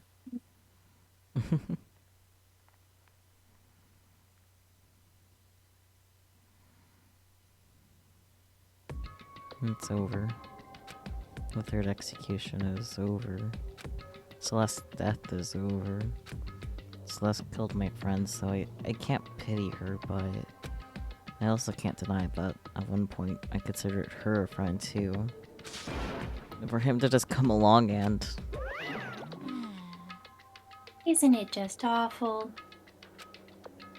Someone couldn't cut free of their regrets from the outside world, and so more people had to die. Extreme!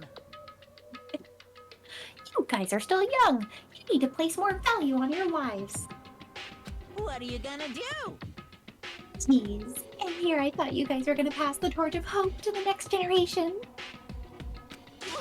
But what do I care about hope? I'll throw it in the trash if you just let me out of here. Too bad. You're all the embodiment of hope, whether you like it or not. And it's my destiny to knock you down one by one. It's sad, yes it is, but that reality just can't be avoided. Don't talk like you're not responsible. How long are you gonna make us keep going through this? What do you want from us? How strange. God, I'm so sick of people asking me that. Give it a rest already. So anyway... Kyoko, did I see you get some kind of key-type object from Celeste? No, you saw nothing. I'm just kidding. So, what's the deal with that? Thoughts? Wah-wah? Huh? What's the matter? So then, I'll answer your question if you answer mine. you... What did you do? What did you do to me? Ooh. What? Hey, Answer me. What did you do to my body? Ooh, how exciting. Wow! Oh man, oh geez. Oh man, oh geez. What do you mean, what did I do? I have no idea. I don't know anything about it. Dots. What was that just now? The mastermind did something to Kyoko's body? What does that mean? Okay, things are getting kind of awkward. I think it's about time I got out of here. Well, Meanwhile, you guys can go on enjoying your school life. If you get lonely, give me a shout. I will do anything about it, of course. Jeez. see ya later. See ya. Monokuma disappeared, leaving us all depressed and in despair. Although, it wasn't all despair. There was one small hope. Hey, Kyoko. Monokuma already mentioned it, but... what's that key that Celeste gave you? so Most likely, it's the key to one of the dressing room lockers. Huh? What? Then that means... Then that means... I can talk. Celeste probably hid it in there. Hey, I suppose sometimes it's easiest to miss what's right beneath your nose. Well, then we'd better go check. indeed. Good idea. We left the courtroom and rushed to the dressing room. As we approached the dressing room, Kyoko looked back at us and said, Hey, I'm going to go on alone from here. Everyone else head to the dining hall. I'll check in with you later. What? why exactly are you going alone? so Do you even have to ask? As she spoke, she glanced quickly at the surveillance camera. Come on. That's not what I meant. Why you? There's still the risk of a spy, you know. Thoughts? Then I'll go too. What? You. Please, let me go. Thoughts. Standing here arguing, that's just gonna draw more attention to us. Goodbye. Do whatever you want. Thank you, Byakuya. well then. Then it's up to you now. Yo! I'm gonna go to the dining hall, okay? Just, yo! Huh? So Makoto and Kyoko are gonna go together? Does that mean what I think it means? Okay. Look, Makoto, girls like her are total pushovers when you show a little backbone. Oh my. She's so supportive! Aw. I try to forget what Hina said. Everyone headed to the dining hall, leaving me and Kyoko there alone. shall we go? Well, shall we? Yeah.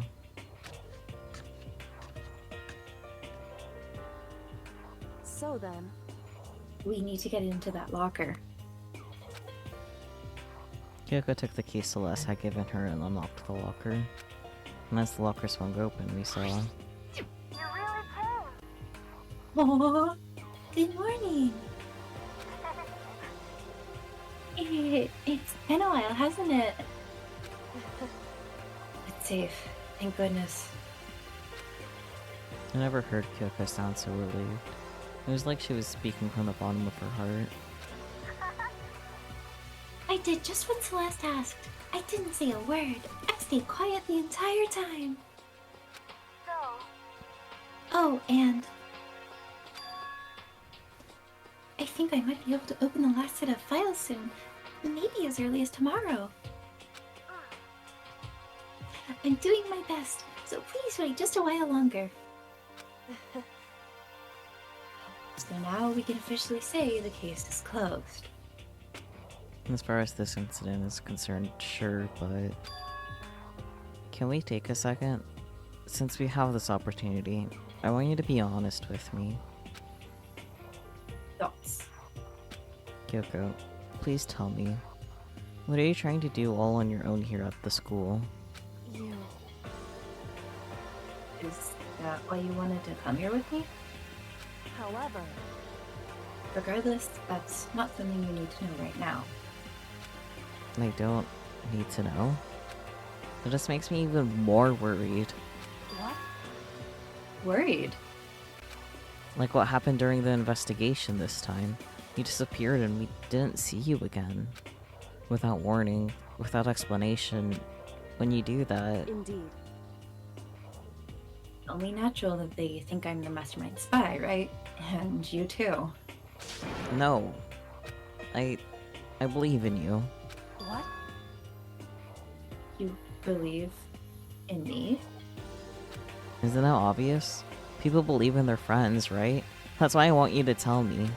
And I want you to believe in me too. Because we're friends. No. I understand. It's true. Then maybe I can believe in you.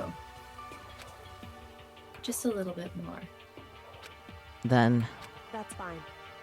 Fine. I'll tell you. I'll tell you why I've been disappearing and where I've been going. You see, what I heard from Kyoko then was... Well, frankly, it kind of blew my mind. Right after I told Kyoko I believed in her, she told me a story that was, well, almost unbelievable. I decided I had to confirm what she told me with my own two eyes, so I waited for nighttime to come. And when it did, I went into action.